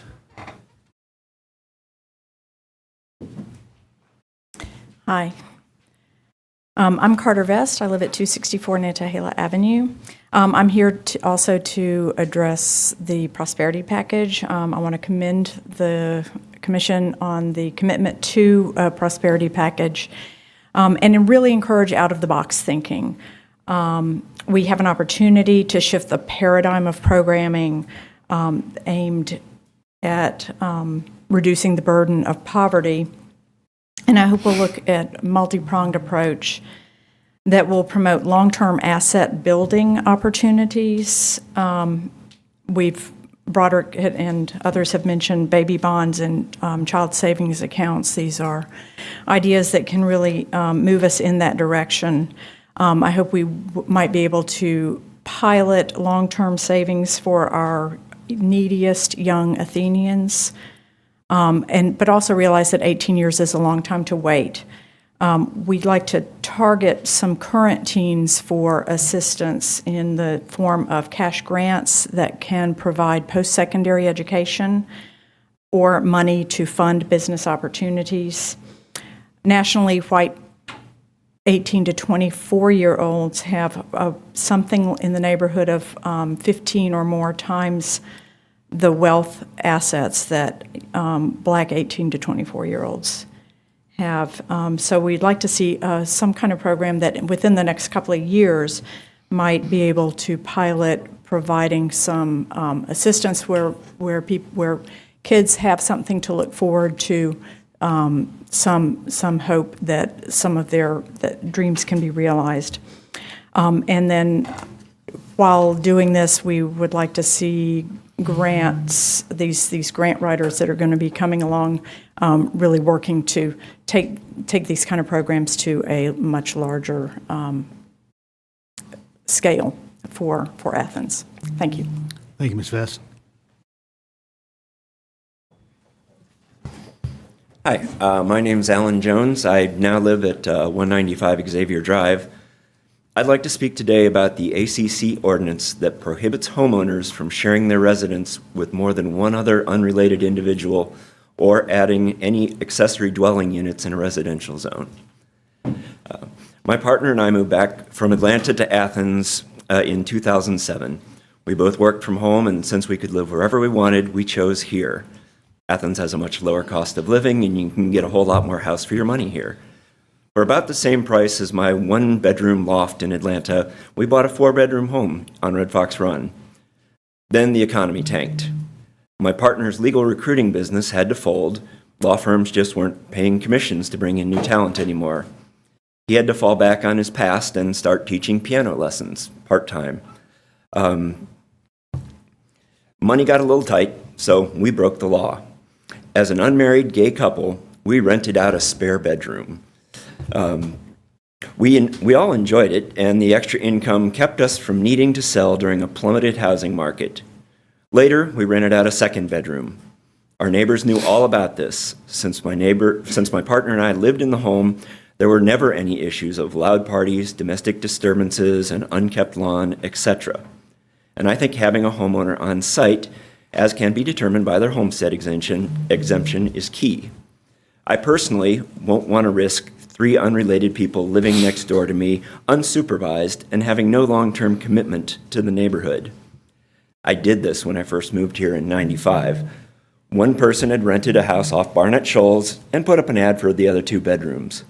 We were all short-termers, we were all young, didn't own a lawnmower, didn't have much extra money to hire a lawn service. So I eventually bought a handheld swingable weed whacker, and if you try using one of those on a yard once, you don't tend to want to make a habit of it. We also listen to music a little too loud for our neighbors whose names we never learned. These 2 situations are quite different. Affordable housing, especially affordable in-town housing, is a huge need here, as you're all well aware. Why not let people rent out that extra bedroom once their kid goes off into adulthood, or 2 bedrooms? Why not let that elderly person on a fixed bedroom be able to stay in their home a little bit longer by generating some extra income? Why not let people who've decided to forgo a traditional marriage have the same rights as those who are married? Why not just let people stretch their paychecks a little bit further regardless? Please reconsider the ordinance. Thank you, Mr. Jones. All right. Any other public input this evening? All right. Appreciate everybody who came down. I have just a couple of items before we move on to other charter officers and commissioners. There are a couple folks who came asking about sort of marijuana policy, and I appreciate your presence here tonight. And I've gotten a couple of emails and want to let everybody know that we're in what I anticipate being the sort of final phases of some sort of internal language construction that would work for the unified government, would work for the independently elected solicitor, which not every community in the state has, and hopefully will work for the University of Georgia police force, which is kind of a unique phenomenon comparative to some of the other unified government size cities in the state. So we have some elements that are a little bit different than some of those other communities, and we just need to make sure that we can accommodate those in our policy making. I've got a couple of committee assignments, one for government operations and one for legislative review. For government operations, I would like them to examine short-term rentals, particularly providing a recommendation for the process to ensure tax payments commensurate with those of hotels, and then also consideration of the prospect of a registration process and any health and safety needs that would be parallel with other commercial properties. For legislative review, I would like them to consider the Party People of the Universe House Ordinance as earlier proposed by Commissioner Neesmith, and recommend any additions or modifications to that ordinance language. So, and I'm going to move on to ask if there's anything from the manager this evening. No, sir. Anything from the auditor? Yes. The Audit Committee will be meeting on Friday at 1 p.m. in City Hall in room 301. Okay. Anything from the attorney? No. All right. And if we could begin with Commissioner Davenport, and then move around to Commissioner Hamby.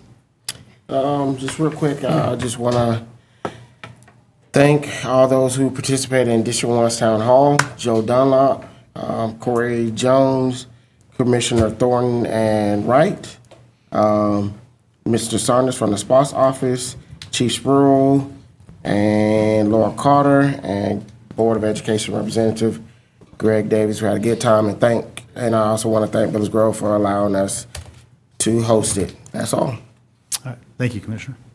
I think for me this time. I want to thank the folks who came out to speak about the West Downtown Historic District. I know Scott Reed didn't list his credentials, but he's a former HPC member, and his career is in historic preservation. Few people in Athens know more about the integrity of a structure and historic preservation in general than Scott Reed. And I'm also really glad that Kim Long came out to speak about the real dire impact rising property values are having on our downtown businesses. There's a lot of interest in owning property downtown, and a lot of that interest comes from outside sources with lots and lots of resources. And it's putting a lot of pressure, the rising property taxes are putting a lot of pressure on property owners to raise rents.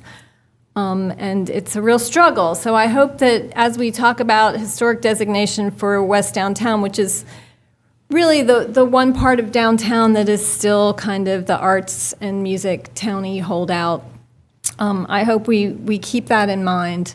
The need not just to preserve those buildings, but to preserve that culture. It's all as much about cultural preservation as it is about preserving buildings. And, I look forward to the conversation we're going to have at our work session next week. Thank you, Commissioner. Well, thank you. I've got two things. One, I wanted to piggyback on what Mr. Jones brought up, an example of sort of how outdated our policy is. Mr. Mayor, we talked a little bit about updating the ordinance to include family units versus individuals as maybe an upgrade that we could do to it.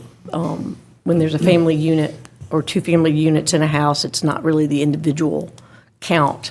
I think we can kind of get some clarification from the attorney. So if we can get that sort of clarified, maybe send it to committee to get up to be modernized with that, as well as a consideration for when there is a homestead exemption on the house like that it is a different situation. And I think he articulated those two different scenarios. I did want to bring forward if anybody noticed, the missing minimum drink pricing agenda item due to the engaged discussion about it. I went ahead as the chair of LRC, pulled it off the agenda so that it could go back to Legislative Review Committee and be discussed with the other topics that we have coming forward that are recommendations for bar employee training and education. And on the same topic, I wanted to share with the other commissioners the annual Athens-Clarke County Ordinance Civil Liability, Fire Safety, and Fake IDs discussion that's going to be held on November 19 at the 40 Watt from 2 to 4. This is done with our Athens-Clarke County Police, the UGA Police, and the Council on Alcohol and Drugs. And it is for us to go and be informed about how alcohol, people with alcohol vendors are coming to these things and learning the latest on those topics. And I've gone to that several years ago, but we have a new police chief, and I'm curious to see how that goes. And they will be discussing some of our ordinances as well. And if anybody wants that information again, just email me. Thanks. Thank you. Thank you, Mayor. And yeah, first, just want to thank everyone who came out to speak. Lots of comments on point tonight. Also want to first just give some props to Timmy Connolly and all involved, including our hardworking ACC staff, for making another amazing wild rumpus. If you weren't there, you missed Commissioner Hamby being a pug. Yeah, he's a pug every day. And on a more somber note, I think most of the community is aware that we had our sixth officer-involved shooting last month, actually the night of the wild rumpus, and the fifth to result in a death. And ACCPD, I want to make sure point states that all of these situations appear justified and appropriate. And I did appreciate Chief Spruill going on to saying how we need to make sure that our officers have the ability to take appropriate force when necessary. We are a forward-looking community that first and foremost embraces and prioritizes life, and so they are taking steps to address this abnormal spike, including putting in place a dual response to weapons call policy, increasing training, and hopefully using our crisis intervention teams more often, especially now that we have a second team budgeted. And the last thing I'm just bringing up, throwing out here all of a sudden is I am a little disappointed to hear that we don't have a committee assignment for human rights ordinance, so that people are protected in our community from being fired or discriminated against, especially for sexual orientation or gender identity. I'm going to be, I'll have to say, I'm going to be very, very upset if somehow we're able to get more momentum in place and actually get policies in place to be able to create a rainbow crosswalk, which I fully support and I think would be amazing to have. But I want to make sure that we actually have the policies in place to actually protect those people that sidewalk stands for in place.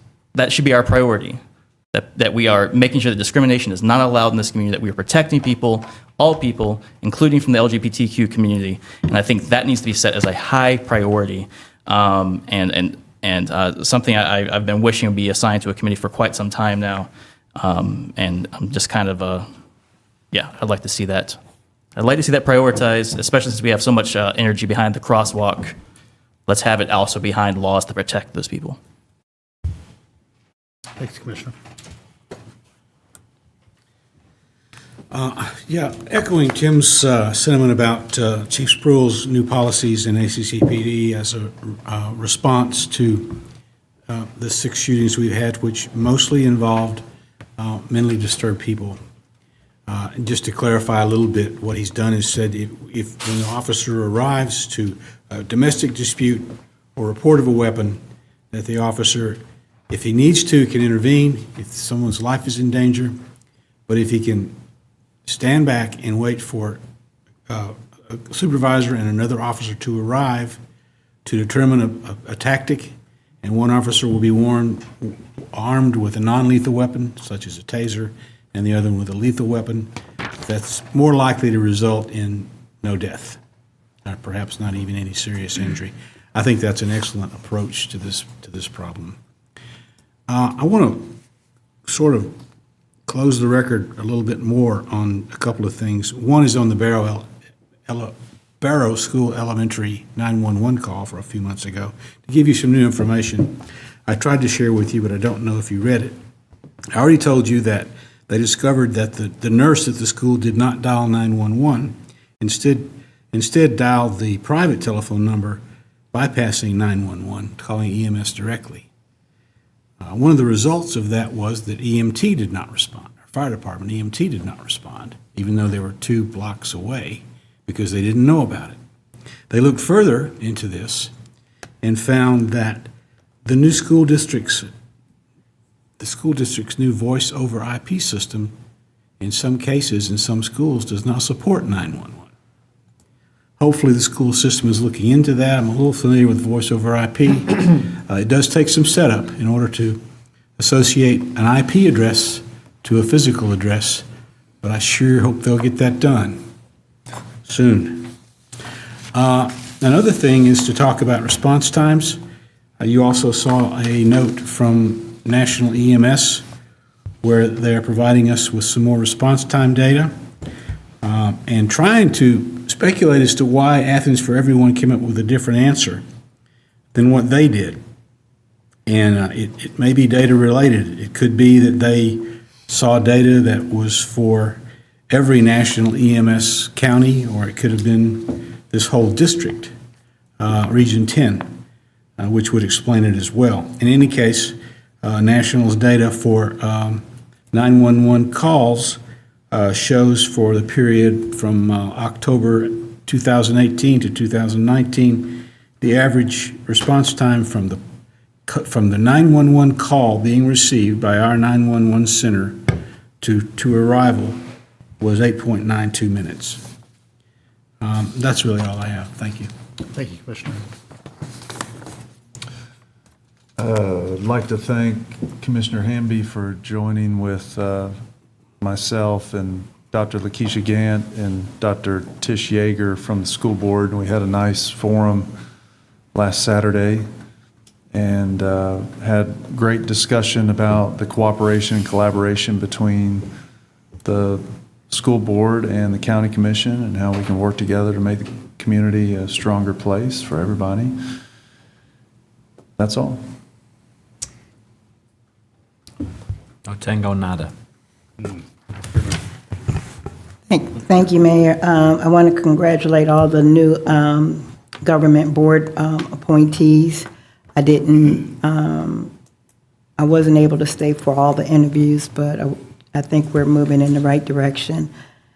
The concern that I have, and I think I'm going to bring it up every month until we can address it, is the mental health day center, which is actually Commissioner Parker, so I would love to talk to you about it. I was over there, well, I ain't gonna tell you where I was at, but I was over there, and there was a fight that broke out over there. And they beat that guy really bad, and I was taking pictures and called the police. But they house over any particular day, there's over 50-something people inside and out. That is, I guess it's a government building. I don't know why, first one, we don't have a security person there all the time. The space that they are all, jammed up in there, I am sure it is above the occupancy rate. And the gentleman who heads it, he's doing the best he can, but most of the time he's by himself. We've hired a homeless coordinator that's supposed to be going around working downtown, and I think I mentioned it to you earlier, Mayor, that maybe there's some time that he could assist but that's a hot spot, and something really bad is going to happen. You're not just dealing with homelessness, you're dealing with mental illness, and that fight that day could have been much, much worse. So maybe we can look into that. I would like for the mayor to consider putting tiny homes in one of the committees to discuss. It keeps coming up, and we have no response to it. So at some point, I hope you would consider putting it in somebody's committee to research. The records restriction, I want to thank C.R. Chisholm and UGA Law School, Mary Graves, and Judge Ryan Hope for the records restriction last Saturday. I supported, worked with it, but I was unable to be there, had to be out of town, but I understand it went well. And I just want to put a plug in about renewable energy. I think it was Melissa, Commissioner Links, and maybe Commissioner Denson, and we were hypothetically talking about if SPLOST passes and Bethel Homes makes the list, we could really set the lead in renewable energy in low income or moderate income. We could be the model for everything else. So as we get through the processing, I hope that we consider how we could do two things. with the renewable energy and housing. That's me. Thanks. Thanks, Mayor. I've got 4 things. So certainly appreciate Commissioner Wright's comments about the housing. You know, I'd be interested in see what a revised, looking at that ordinance to see what we can do, especially if homeowners are in the house as well, to kind of be the go-to person if something is going wrong. But I remember during our fair housing session, we should probably already be. Remember that session we sat in several months ago? It seemed to me we should already be talking about this based on what we learned at that session anyway.